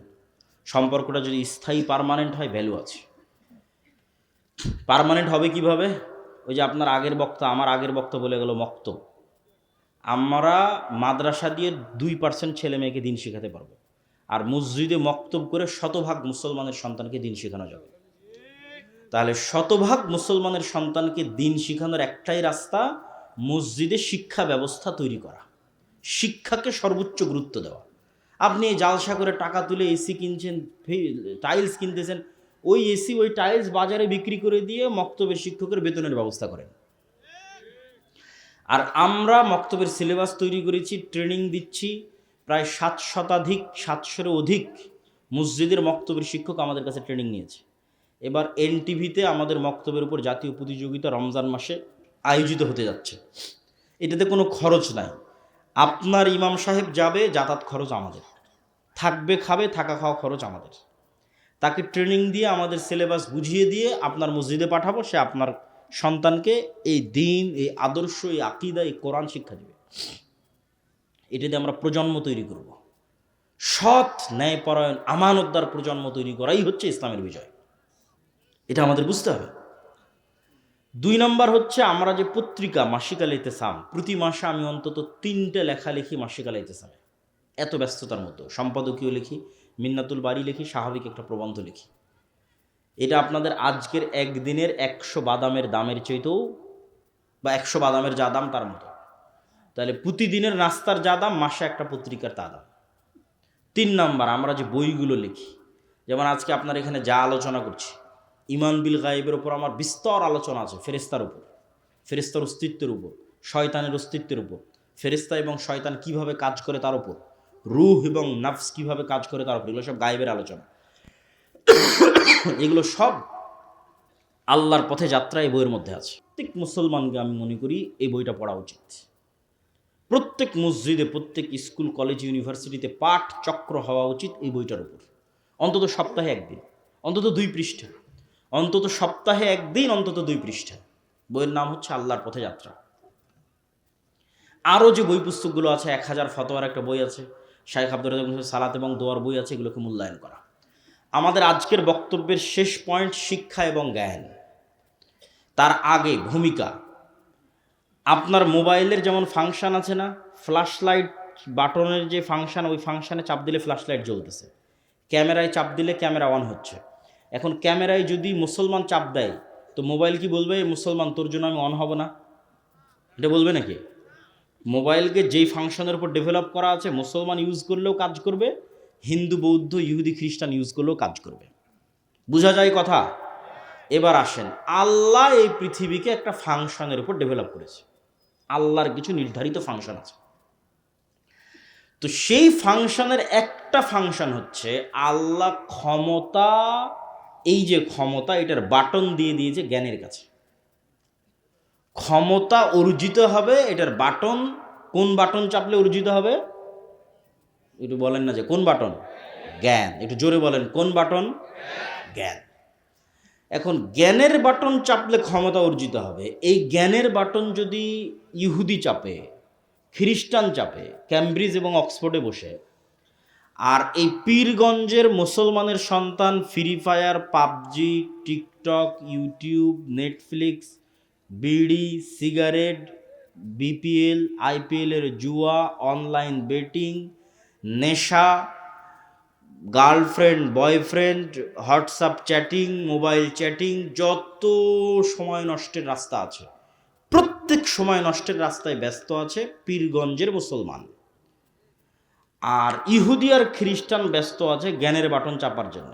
তখন আল্লাহ ইহুদি খ্রিস্টানকে বলবে, থাম থাম, তোদের ক্ষমতা দিব না, আমার একটা মদঘর জুয়াখোর বান্দা আছে, ওকে ক্ষমতা দিব। আল্লাহ তার রুল ব্রেক করে না। ওই ইহুদি যে ফ্ল্যাশ লাইট বাটন, ওই ইহুদি ওই খ্রিস্টান জ্ঞান অর্জন করতেছে, ও নেতা হবে। এভাবে পৃথিবীটাকে ফাংশন করা আছে, ডেভেলপ করা আছে। আর ওই নেশাখোর, মদঘর, জুয়াখোর মুসলমানের সন্তান, পীরগঞ্জের সন্তান, এরা সব গোলাম হবে, গোলাম। এদের বয়স যখন 30-35 বছর হবে, গোলামের আর একটা আলামত হচ্ছে এরা প্রবাসীকে কামলা খাটবে। গোলামের আর একটা আলামত হচ্ছে যারা সৌদি, কুয়েত, কাতার, বাহরাইন প্রবাসে যাবে না, এরা হচ্ছে অবৈধ উপায়ে লিবিয়া হয়ে ওই ভূমধ্যসাগর পার হয়ে ইউরোপে যাবে। সব মিথ্যা ডকুমেন্টস দিয়ে নাগরিকত্ব নেওয়ার চেষ্টা করবে। মিথ্যা ওয়াদা, মিথ্যা কথা, মিথ্যা সাক্ষ্য এবং মিথ্যা তথ্য দিয়ে বেনিফিট নেবে। পুরো লাইফটা মিথ্যার ওপর ভরপুর, গোলামির চিহ্ন, গোলামের লাইফ। তারপরে আবার কয়দিন পর আমেরিকা থেকে বলবে এই সব প্রবাসী যারা আসছে অভিবাসন প্রত্যাশী, সবার হাতে জিঞ্জির দিয়ে, পায়ে জিঞ্জির দিয়ে বিমানে করে বাংলাদেশে নামিয়ে দিয়ে যাচ্ছে। রিপোর্ট পড়ে দেখেন। ইউরোপেও শুরু হয়েছে অভিবাসন বিতাড়নের আন্দোলন, আমেরিকাতে তো চলছেই। তাহলে এগুলো হচ্ছে আমাদের গোলামির চিহ্ন বহন করে। এই গোলামি থেকে বাঁচার রাস্তা কি বাবা? জ্ঞান অর্জন করতে হবে, পড়তে হবে। এর বাইরে আর কোনো রাস্তা নেই। ইহুদিরা চায় যে মুসলমানেরা নেশা এবং জুয়ায় ব্যস্ত থাক। কেননা নেশা এবং জুয়ায় ব্যস্ত যে, তাকে গোলাম বানানো সহজ। ধরেন এই ওসমান হাদি যদি নেশাগ্রস্ত হতো, জুয়াখোর হতো, এ কি টকশোতে এসে মানুষের সামনে এসে প্রশ্ন করতো? প্রশ্ন করতো না। ওর ওই প্রশ্নকে মানুষ ভয় পায়, তখন গুলি করে উড়িয়ে দিয়েছে। তাহলে ওই প্রশ্ন করবে না যদি সবাই জুয়াখোর, নেশাখোর হয়। তাহলে সবকে জুয়ায় আর নেশায় ব্যস্ত রাখো, তাহলে প্রশ্ন করবে কই? পড়বেও না, জ্ঞানও শিখবে না, প্রশ্নও করবে না। তাহলে তো অটোমেটিক গোলাম। তাহলে তো আমরা নিজেরা নিজেদের পায়ে গোলামের জিঞ্জির বেঁধে রেখেছি। তাহলে এই জিঞ্জির আমাদের ভাঙতে হবে। এটার আর কোনো রাস্তা নাই, জ্ঞান অর্জন করা ছাড়া, পড়া ছাড়া আর কোনো রাস্তা নাই। অতএব আমরা যদি গোলামি থেকে বাঁচতে চাই, তাহলে আজকের বক্তব্যে যে পয়েন্টগুলো আপনাদের সামনে তুলে ধরলাম, পুরো বক্তব্যের সারমর্ম এক এক করে বলতেছি। ইমান বিল গায়েবে ইয়াকিন লাগবে, গায়েবে ইয়াকিন অর্জিত হতে হবে, নাহলে স্যাক্রিফাইস করতে পারবেন না। দুনিয়ার জীবন কি সব কিছু মনে করবেন, পরকালকে বিশ্বাস করতে পারবেন না। আপনাকে মনে করে নিতে হবে যে আমি মারা যাব না, আমি মারা গেছি। মারা যাব বললেই তো ভয় পাবেন। আর যখন মনে করে নেবেন না মারা গেছি, তখন তো আর কোনো ভয় নাই, পৃথিবী আপনার পায়ের নিচে। কেন, মারা তো একদিন যেতেই হবে। আজ থেকে 100 বছর পরে 2100 সালে এখানে কেউ থাকবে না। আজ থেকে 100 বছর পূর্বে যারা ছিল তারা আজকে নাই। তাহলে মৃত্যু সুনিশ্চিত, অবধারিত। তাহলে পরকালের উপর ইয়াকিন রাখতে হবে যে আমি তাহলে আজকে কোথায় আছি। এখন কল্পনা করতে হবে আমি এখন জান্নাতে আছি। জান্নাতে কোথায় আছি? জান্নাতের সর্বনিম্ন স্তরে আছি। জান্নাতের সর্বনিম্ন স্তরে কি করছি? আমার মনের মধ্যে আফসোস হচ্ছে। কি আফসোস হচ্ছে? জান্নাতের সর্বনিম্ন স্তরের সাথে সর্বোচ্চ স্তরের যে ফ্যাসিলিটির ডিফারেন্স, সুযোগ সুবিধার ডিফারেন্স, মমইন 5 স্টার আর রংপুরের 3 স্টার, কি কি ডিফারেন্স, একজন আইফোন আর একজন অ্যান্ড্রয়েড, কি ডিফারেন্স? এই ডিফারেন্সের চেয়ে আসমান জমিন ডিফারেন্স হবে সর্বোচ্চ স্তরের জান্নাত আর সর্বনিম্ন স্তরের জান্নাতের মধ্যে। একটা ডিফারেন্স বলি, সর্বোচ্চ স্তরের জান্নাতে যে আছে ও মাঝে মধ্যে আল্লাহকে দেখতে পায়। আল্লাহর দেখার যে স্বাদ, এই স্বাদটা জান্নাতের সকল স্বাদের চেয়ে শ্রেষ্ঠ হবে। তো ওই নিম্ন স্তরের জান্নাতে যে আছে, আর আফসোস মাসকে মাস পার হয়ে গেল, বছরকে বছর পার হয়ে গেল, আল্লাহকে দেখতে পায় না। ওই আফসোসে তখনও আফসোস করতেছিস, দুনিয়াতে যদি আরেকটু জিকির করতাম, আরেকটু যদি ইবাদত করতাম, আরেকটু যদি ধোঁকা মিথ্যা এগুলো যদি কম করতাম, তাহলে আজকে হয়তো জান্নাতের স্তরটা আরেকটু উপরে হতো, আরেকটু ফ্যাসিলিটি আজকে বাড়ানো যেত। এইভাবে অতীত কল্পনা করতে হবে। পৃথিবীতে তো আমরা নাই, থাকবো না, এটা কিসের কল্পনা? নাই আমরা পৃথিবীতে। আমাদের স্থায়ী পার্মানেন্ট আবাসস্থল হচ্ছে জান্নাত। এবং আপনি আপনার জীবনের মূল স্বাদ ততক্ষণ ফিল করতে পারবেন না যতক্ষণ জান্নাতে না যাবেন। সেই স্বাদটা বলি, সেই স্বাদটা কি? আপনাদের পীরগঞ্জে কোনো নদী আছে? নদীর নাম কি? আখিরা। তো ধরেন আপনি ছোটোবেলায় আখিরা নদীতে অনেক ডুব দিয়েছেন, মাছ ধরেছেন, ছেলেবেলায় বন্ধু বান্ধব নিয়ে গল্প করেছেন, ঘোরাফেরা করেছেন। তো এখন লাইফ তো এটাই, যদি পার্মানেন্টলি স্থায়ীভাবে সময় স্থির হয়ে যেত, আর মারা যেতাম না, আমার বাপ মা, আমার ভাই বোন, তাদের সহ এই পীরগঞ্জে আমার এলাকায় একটা আরামের বিশাল বাড়ি নিয়ে আমি আছি, সকালবেলা উঠে একটু মাছ ধরতে যাই, একটু গোসল করি, খেলাধুলা করি, পার্মানেন্ট স্থায়ী। এখন আমিও মারা গেলাম, আমার বাপ মাও মারা গেল, সবাই মারা গেল, এদের সাথে আর জীবনে দেখাই হলো না। এই জীবনের কোনো মানে আছে? এই জীবনের কোনো মানে নাই। আপনি যদি জান্নাতে যান, আপনার ফুল ফ্যামিলি যদি জান্নাতে যায়, তখনই একমাত্র এই সুযোগ সুবিধাটা আপনি ইউজ করতে পারবেন। যে আমরা সবাই জান্নাতে, চলো মন চাচ্ছে পীরগঞ্জে ঘুরে যাই, একটু আখিরা নদীতে একটু গোসল করে আসি, একটু গল্প করে আসি, পার্মানেন্টলি স্থায়ী। এটাই লাইফ। ওই লাইফকে বলা হয়েছে প্রকৃত জীবন। ওই প্রকৃত জীবনের জন্য আপনাকে কাজ করতে হবে দুনিয়াতে। তাহলে আপনার গায়েবে ইয়াকিন লাগবে। এই প্রত্যেকটা জিনিসকে আপনি যতটা দৃশ্যমান দেখতে পাবেন, যতটা বিশ্বাস এটার উপর বাড়াতে পারবেন, তত আপনি সঠিক সিদ্ধান্ত নেবেন। 2 নাম্বার কি? আল্লাহর সাহায্য ছাড়া ইসলামের বিজয় হয়? তাহলে আল্লাহর সাহায্য কিভাবে পৃথিবীতে নেমে আসে এটা আপনাকে জানতে হবে। তার একটা পয়েন্ট আমরা বলেছি সৎ আমল। সৎ আমলের মধ্যে ফরজগুলো আগে, 2 নম্বরে রাতের সালাত আর জিকির, সকাল সন্ধ্যার জিকির। সন্ধ্যা মানে কিন্তু মাগরিবের পর নয়, সন্ধ্যা মানে সূর্য ডুবার আগে, মাগরিবের আগে। রাসূল সাল্লাল্লাহু আলাইহি ওয়াসাল্লাম বলেছে শুক্রবারের দিন এমন একটা সময় আছে, ওই সময়ে মানুষ যা বলবে তাই সে পেয়ে যাবে। তো একদল আলেম বলছে শুক্রবারের এই দিনটা হচ্ছে ইমাম সাহেব বক্তব্য দেওয়া শুরু করা থেকে নিয়ে বক্তব্য শেষ করা পর্যন্ত, আজান থেকে কিয়ামত পর্যন্ত। আর একদল আলেম বলছে এই সময়টা সূর্য ডোবার আগে, আসরের পরে, শুক্রবারের দিন। এটা হলো জিকিরের সময়। 3 নাম্বার পয়েন্ট কি বললাম? 3 নাম্বার পয়েন্ট বলেছি নেতা তৈরি হয় সত্যবাদিতা, ন্যায় পরায়ণতা দিয়ে। আপনি নিজেই নেতা হয়ে যেতে পারবেন। আজ থেকে সিদ্ধান্ত নেন আমি মিথ্যা বলবো না, আজ থেকে সিদ্ধান্ত নেন আমি 2 নম্বরের রাস্তা অবলম্বন করব না, স্ত্রীর প্রতি ন্যায় করব, বাপ মায়ের প্রতি ন্যায় করব, সন্তান সন্ততির উপর ন্যায় করব। যে যে জায়গায় দায়িত্বে আছে, মসজিদ মাদ্রাসারও যারা দায়িত্বে আছে, মসজিদ মাদ্রাসায় বাহ্যিক ইসলাম আছে, সত্যবাদিতা ন্যায় পরায়ণতা নাই। এই জন্যই তো নেতা তৈরি হচ্ছে না। আপনি হুজুরকেও কিনে নিতে পারবেন টাকা দিয়ে। কথা বুঝতে পেরেছেন? তাহলে সে বাহ্যিক নামাজ আদায় করতেছে, উমরা করতেছে, কিন্তু নবীরা যেই গুণের ওপর নেতা হয়েছে ওই গুণটা তার নাই, তার মেরুদণ্ড নাই, সত্যবাদিতা নাই, পরায়ণতা নাই। তাহলে যেই জিনিসটা নাই ওইটা দিয়েই নেতা হয়। ওইটা যখন আমরা ছড়িয়ে দিতে পারবো সবার মধ্যে, তখন আমরা অটোমেটিক একটা গোলামি থেকে মুক্তি পেয়ে যাবো, আমরা নেতা হয়ে যাবো, পৃথিবীর নেতা হয়ে যাবো, বাংলাদেশের নেতা হয়ে যাবো। তারপরে কি বলেছি? জ্ঞান এবং শিক্ষা। পৃথিবী ফাংশন করে, নেতৃত্ব যায় যে জ্ঞান অর্জন করে, শিক্ষা অর্জন করে। এখন ঢাকা বিশ্ববিদ্যালয়ের ছাত্ররা বিশাল বড় স্ক্রিন লাগিয়ে বিশ্বকাপ ফুটবল দেখবে, আর অক্সফোর্ড ক্যামব্রিজের ছাত্ররা জ্ঞান অর্জন করবে, তো আল্লাহ কাকে নেতা বানাবে? অক্সফোর্ড ক্যামব্রিজের ইহুদি হলো খ্রিস্টান হলো নেতা বানাবে, আর একে গোলাম বানাবে। এখন সিদ্ধান্ত আপনার হাতে। আল্লাহ সুবহানাহু ওয়া তাআলা আমাদের গোলামি থেকে মুক্ত হওয়ার তৌফিক দান করুক, আল্লাহুম্মা আমিন। এই বলে আমার সংক্ষিপ্ত বক্তব্য আজকে এখানেই শেষ করলাম। আমাদের বই পুস্তক, মাসিক আল ইতিসাম, এগুলো সব মনে হয় স্টেজে আছে, স্টেজের বাম। না কোনো সমস্যা নেই, লম্বা সফর তো। আপনি যতক্ষণ বসে থেকে শুনলেন এই জন্য আপনার শুকরিয়া আদায় করি।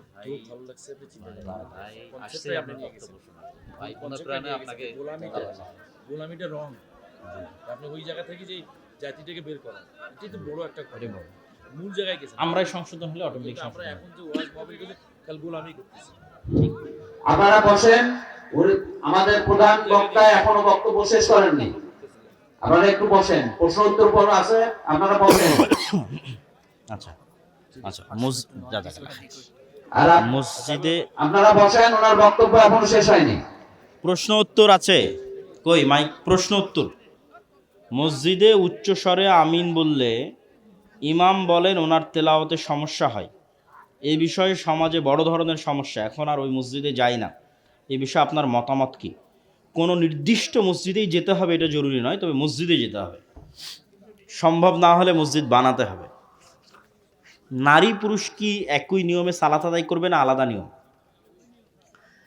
নারীদের জন্য কি আলাদা নবী পাঠানো হয়েছে নাকি? নারীদের নবীকে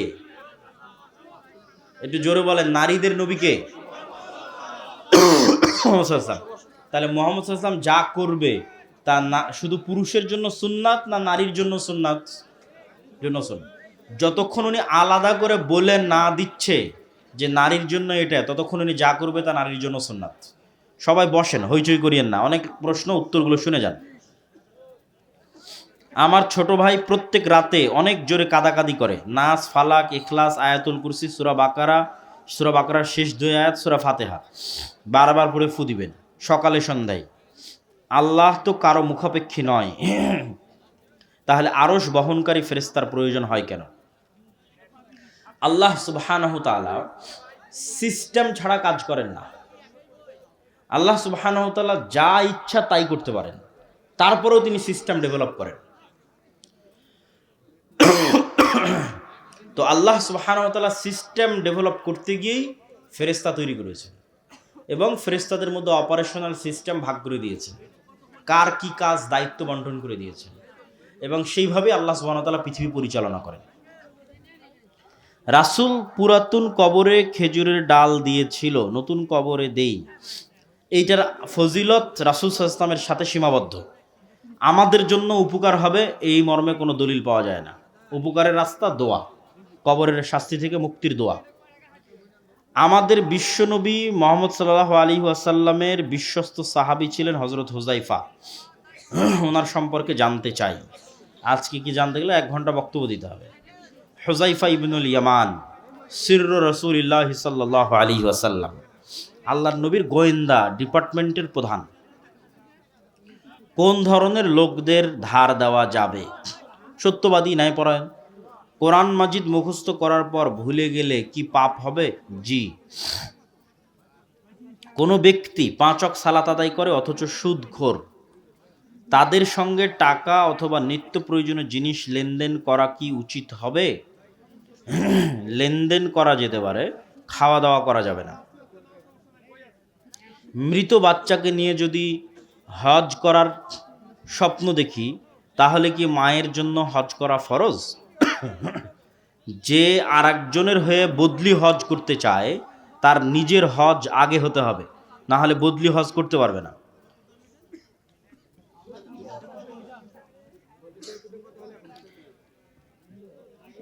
বাচ্চা দত্তক নেওয়া, বিয়ের রাতে বর বউ মিলে যে সালাত পড়তে হয়,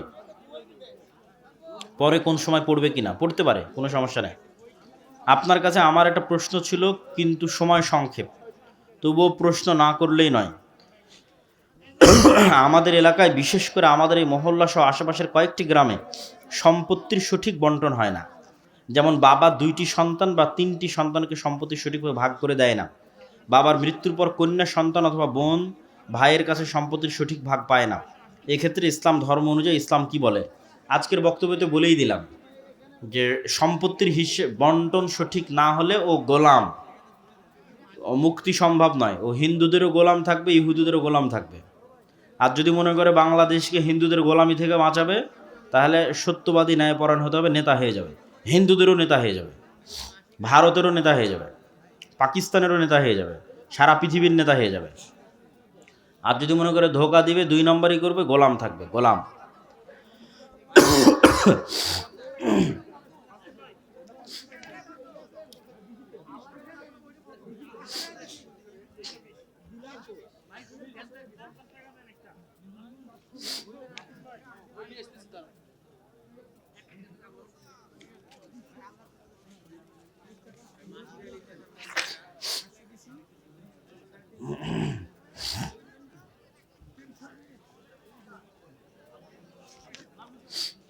একজন হিন্দু মহিলার সন্তানের কথা বলা হয়েছে। সন্তান যদি মুসলমান হয় সে তার পিতার সম্পত্তিতে ওয়ারিস পাবে, আর সন্তান যদি হিন্দুই থেকে যায় ওয়ারিস হবে না। পিতার মৃত্যু হয়েছে, ছেলে মেয়ে দুই সন্তান বিয়ে হয়েছে, মেয়েটা কি বাবার সব সম্পত্তি অংশ পাবে? ছেলে ও মেয়ে দুইটি সন্তান, মেয়েটির বিয়ে হয়েছে, মেয়েটি কি বাবার সব সম্পত্তিতে অংশ পাবে? হ্যাঁ, সব সম্পত্তিতে অংশ পাবে, বাবার স্থাবর অস্থাবর সকল সম্পত্তিতে অংশ পাবে। মেয়েরা কি বাবার বসত বাড়িতে অংশ পায়? অবশ্যই। হুজুর আমি নিয়মিত কোন কোরআন কোন হাদিসে লেখা আছে মেয়েরা বসত বাড়ির অংশ পাবে না? হুজুর আমি নিয়মিত 5 ওয়াক্ত সালাত আদায় করতে পারি না, খুব চেষ্টা করি, আমার জন্য আমার পরিবারের জন্য দোয়া করবেন। 5 ওয়াক্ত সালাত এত জরুরি, 5 ওয়াক্ত সালাত এত জরুরি, এত জরুরি, শাইখ আব্দুর রাজ্জাক বিন ইউসুফের ভাষায় পৃথিবীতে এর চেয়ে জরুরি কোনো কাজ নাই। পৃথিবীতে 5 ওয়াক্ত সালাতের চেয়ে জরুরি কোনো কাজ নাই। উসমান হাদির মতো যুবক তৈরি করতে হলে কি কি পথ অবলম্বন করতে হবে? আজকে যা যা বলেছি, খালি চিল্লালাম যে উসমান হাদি হব, পড়া নাই শোনা নাই, কি করে উসমান হাদি হবে? জ্ঞান অর্জন করতে হবে। ও যেই লেভেলের যুক্তি দিয়ে কথা বলতো, ওই লেভেলের ব্যাকগ্রাউন্ডের জ্ঞান না থাকলে ওই লেভেলের যুক্তি আপনি কোত্থেকে দিবেন? তাহলে জ্ঞান, সত্যবাদিতা ন্যায়পরায়ণতা থাকলে আপনি জ্ঞানকে বিক্রি করে দিবেন টাকার কাছে। কত বুদ্ধিজীবী আছে টাকার কাছে বিক্রি হয়ে গেছে, দলের কাছে বিক্রি হয়ে গেছে, কত বুদ্ধিজীবী নেবেন? তাহলে সত্যবাদিতা ন্যায়পরায়ণতা লাগবে। আর এই যে আপনাকে মানুষ দাবিয়ে রাখার চেষ্টা করবে, এই দাবিয়ে থাকা থেকে বাঁচতে আল্লাহর সাহায্য লাগবে। এই আল্লাহর সাহায্য না পেলে আপনি ওইটা থেকে বাঁচতে পারবেন না। এই জন্য 5 ওয়াক্ত সালাত লাগবে, রাতের সালাত লাগবে, সকাল সন্ধ্যার জিকির লাগবে। এই জন্য ইমান বিল গায়বে ইয়াকিন লাগবে, যাতে আপনার সাথে ফেরেশতা থাকে, আল্লাহর সাহায্য থাকে।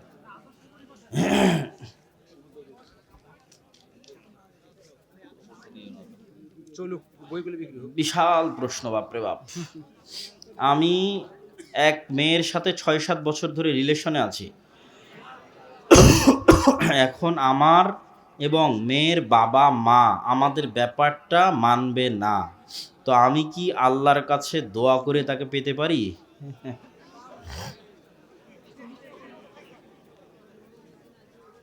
আল্লাহ সুবহানাহু তাআলা ভালো জানে তোমার চাইতে যে কোথায় তোমার কল্যাণ আছে আর কোথায় তোমার অকল্যাণ আছে। মানুষ যখন নিজেই দাবি করে নেয় যে আমার এটাতেই কল্যাণ আছে, এটাই সবচেয়ে বড় ভুল। আল্লাহর কাছে দোয়া করতে হবে, আল্লাহ আমার যেটাতে কল্যাণ আছে তুমি আমাকে সেই রাস্তা দেখাও। যদি তার মধ্যে আমার অকল্যাণ থাকে, আমার মন থেকে তাকে বের করে নাও এবং তার থেকে দূরে থাকা এবং এই হারাম সম্পর্ককে বিচ্ছিন্ন করা আমার জন্য সহজ করে দাও। আর যদি তার সাথে আমার কল্যাণ থাকে তাহলে আমার বিবাহকে দ্রুততর এবং সহজ করে দাও।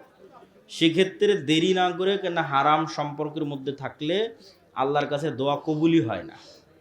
তো সম্পর্ক ছিন্ন করে পিতামাতাকে জানিয়ে আল্লাহ সুবহানাহু ওয়া তাআলার কাছে দোয়া করতে পারে কল্যাণের শর্তে। কেন কল্যাণ কেউ জানে না, কল্যাণ একমাত্র আল্লাহ জানে। আল্লাহর কাছে কল্যাণ চাইতে হবে। বাড়িঘর উদ্বোধন করার জন্য 4 কিনারে 4টি কাঁসা ও নিশান হিসেবে লাল কাপড় টাঙ্গায়। 4 কিনার ও মাঝে আঙ্গিনায় একজন, মোট 5 জন আজান দেওয়ার পর ভোজের আয়োজন করা হয়। এগুলো কুসংস্কার। বাড়িতে যদি ঢুকতে চায়, বাড়ি যদি উদ্বোধন করতে চায়, 2 রাকাত সালাত দিয়ে উদ্বোধন করবে। এটাই 2 রাকাত সালাত দিয়ে বাড়ির চারপাশে নাস, ফালাক, ইখলাস, আয়াতুল কুরসি, সূরা বাকারা শেষ 2 আয়াত, সূরা ফাতিহা এগুলো পড়ে ফু দিবে, বাড়িতে সালাম দিয়ে প্রবেশ করবে। এগুলোই উদ্বোধন।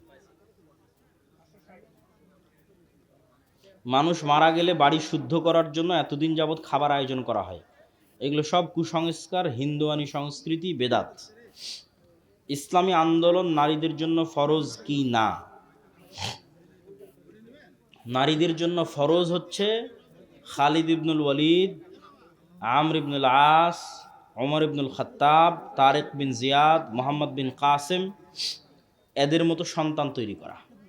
ঠিক আছে, এটা হলো ফরজ।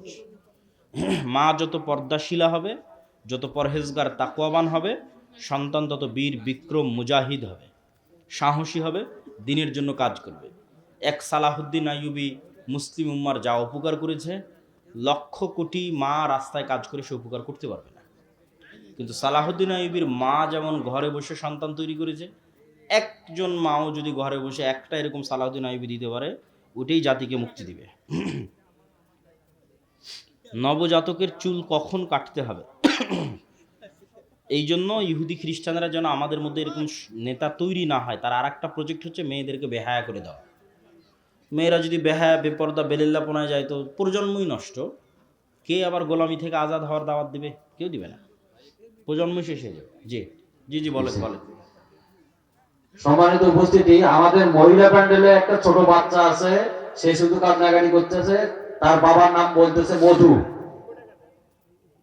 আপনাদের কারো যদি সন্তান ওখানে থাকে, আপনারা খুঁজে ওখান থেকে নিয়ে যান।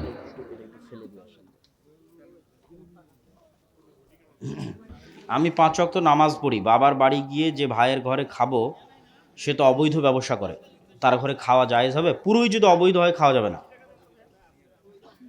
ওখানে চা দেয়। স্ত্রী পরহেজগার, স্বামী সালাত আদায় করে না, সেক্ষেত্রে স্ত্রীর করণীয় কি? একদমই যদি আদায় না করে, চেষ্টা করে দাওয়াত দিয়ে বুঝিয়েও যদি সম্ভব না হয়, তাহলে বিচ্ছিন্ন হয়ে যেতে হবে। টোটাল বেনামাজির সাথে থাকা যাবে না।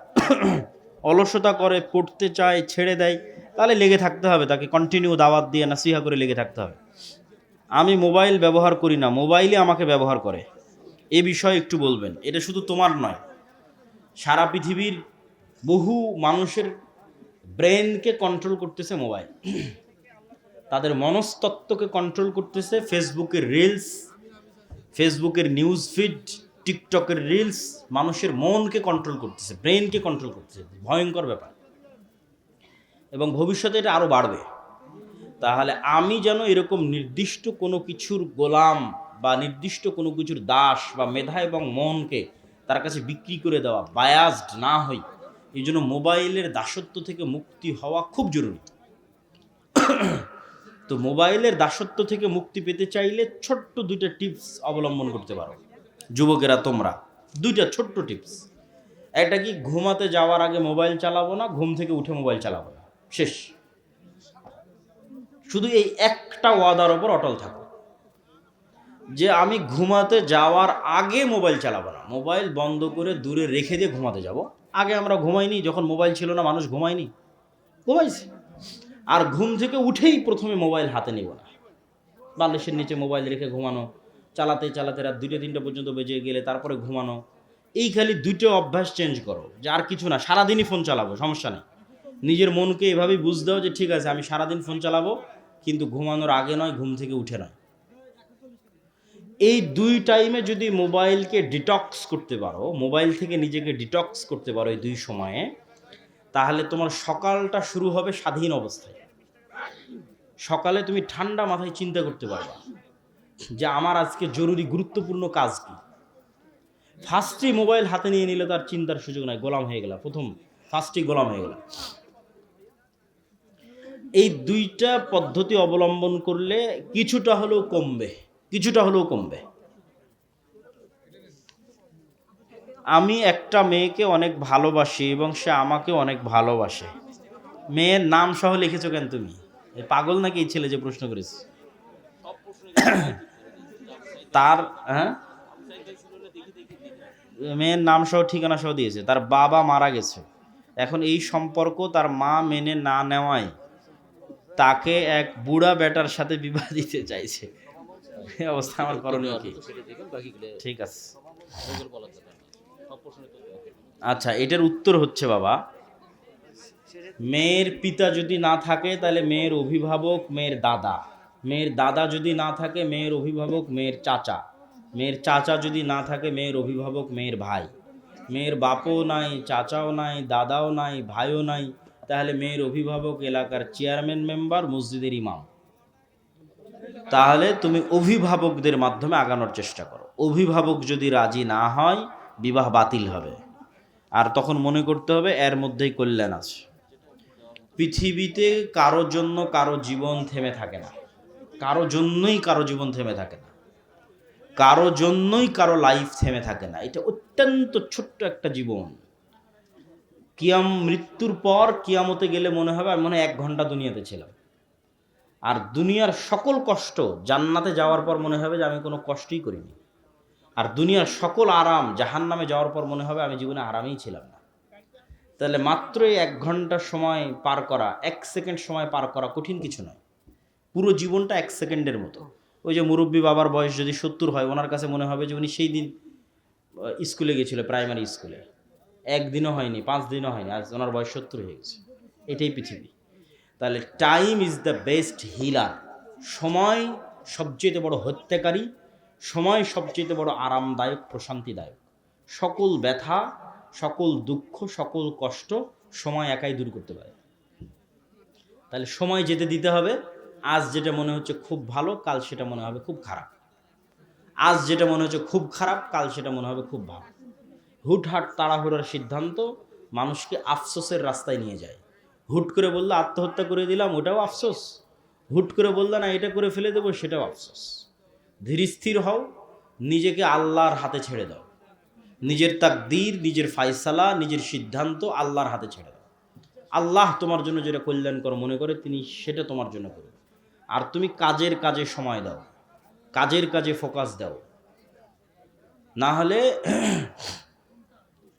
জ্ঞান অর্জন করলা না, বই পুস্তক পড়লা না, তারপরে শিক্ষার পিছনে সময় দিলা না, নিজের গার্লফ্রেন্ড বয়ফ্রেন্ডের পিছনে সময় দিলা, দিয়ে ধরো জোর করে পালিয়ে তাকে বিয়েও করলা।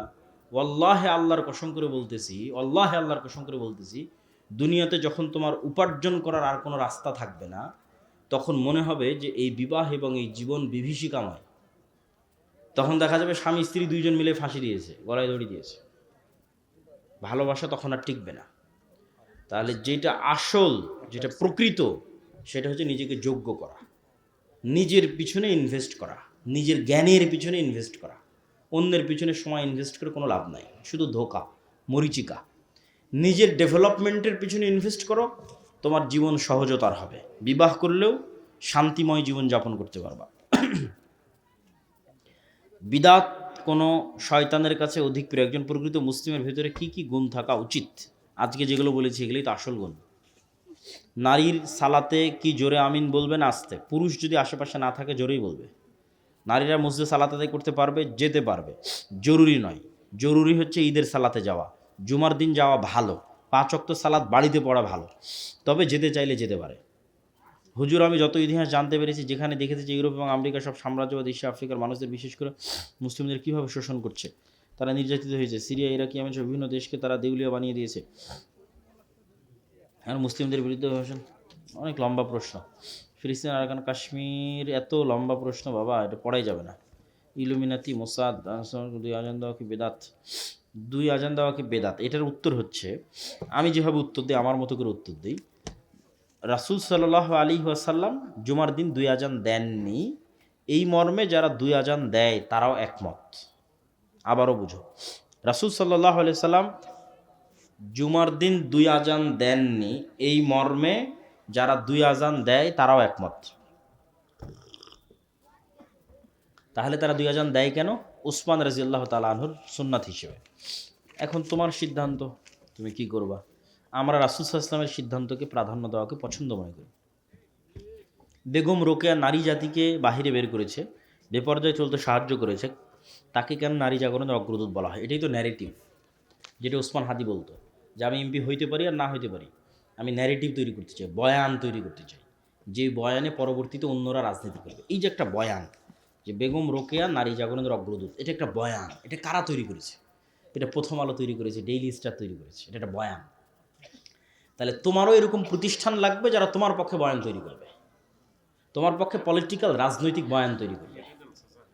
যতক্ষণ তুমি বয়ান তৈরি করতে না পারবা, ন্যারেটিভ তৈরি করতে না পারবা, ততক্ষণ পলিটিক্স করতে পারবে না। যেমন ভারত চায় বাংলাদেশের রাজনৈতিক বয়ান হোক মুক্তিযোদ্ধা বনাম রাজাকার। এটা হচ্ছে ভারতের নির্ধারিত ফ্রেম, এটা হচ্ছে ভারতীয় বয়ান বাংলাদেশকে বিভক্ত করার। পৃথিবীর কোনো দেশে জয় পরাজয়ের পর আর আলাদা করা হয় না কাউকে। ধরো মুহাম্মদ সাল্লাল্লাহু আলাইহি ওয়াসাল্লাম মক্কা বিজয় করলো, মক্কা বিজয় করার পর যদি বলে এই আবু সুফিয়ানের ছেলেরা আর যারা মক্কায় আমার বিরুদ্ধে যুদ্ধ করতো এরা সব রাজাকার, এদেরকে কোনো পদ দেওয়া যাবে না, এদেরকে কোনো দায়িত্ব দেওয়া যাবে না, কেন এরা রাজাকার, এরা তো আগে থেকে রাসূলের বিরুদ্ধে ছিল। তাহলে একটা রাষ্ট্র প্রথমেই ভেঙে যায়, একটা রাষ্ট্রের মধ্যে প্রথমে বিভেদ তৈরি হয়ে গেল। মোহাম্মদ সাল্লাল্লাহু আলাইহি ওয়াসাল্লাম কি নেতৃত্ব দিবে, কি রাষ্ট্র তৈরি করবে? উনি তো আগেই ওনার জনগণকে ভাগ করে দিচ্ছে, যারা আমার সাথে মদিনায় ছিল ওদেরকে সব ক্ষমতা দিব, আর যারা আমার সাথে মদিনায় ছিল না, যারা মক্কায় আমার বিরোধিতা করেছে এদেরকে দিব না। আর একটা শেষ। বরং রাসূল সাল্লাল্লাহু আলাইহি ওয়াসাল্লাম কি করেছে তোমরা জানো? রাষ্ট্র পরিচালনার ট্রিক্স, রাষ্ট্র গড়তে চাইলে এটা করাই লাগবে, কোনো রাস্তা নেই।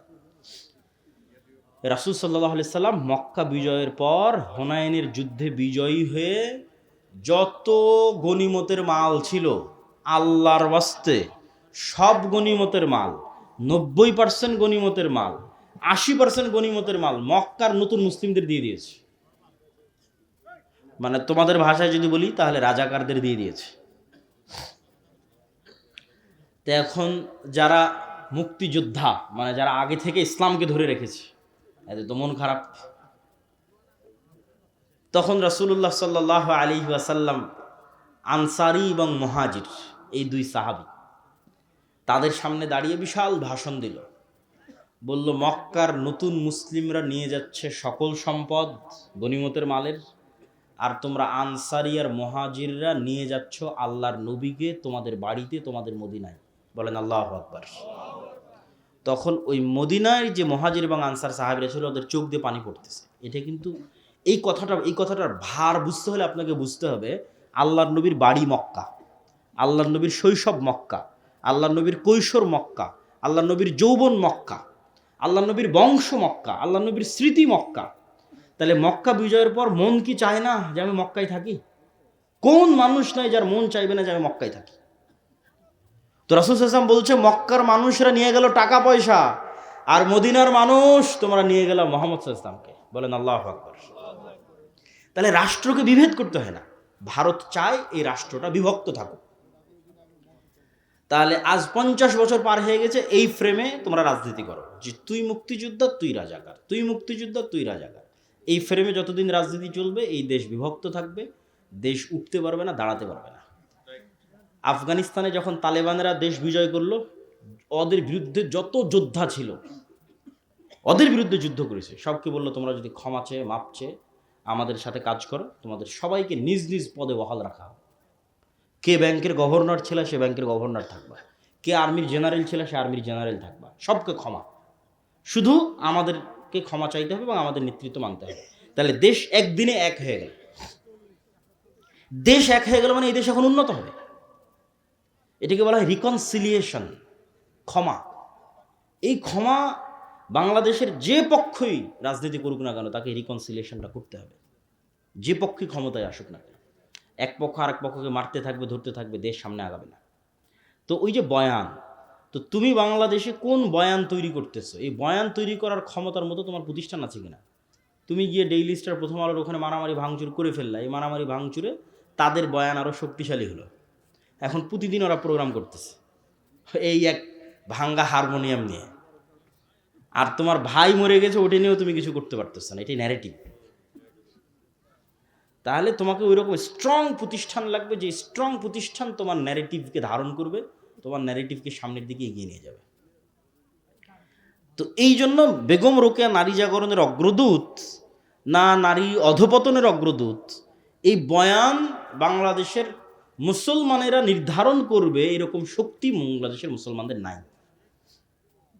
তাহলে এই বয়ান ভাঙতে হলে তোমাকে ওই রকম প্রতিষ্ঠান লাগবে। তো ঠিক আছে, আমরা আমাদের কোনটা ছিল এটা, এটা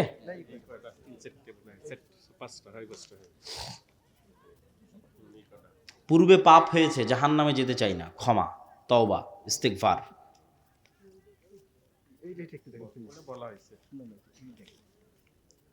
পিতার সম্পত্তিটা বলেছি। মসজিদ অনেক সালাত আদায় করে এবং অনেকে করতে চায় না, মতভেদের কারণে কাউকে কাফের বা থামেন, শুনতেছি আপনার কাছেই শুনতেছি। মতভেদের কারণে কাউকে কাফের বা ফাসেক বলা কতটা শরীয়ত সম্মত?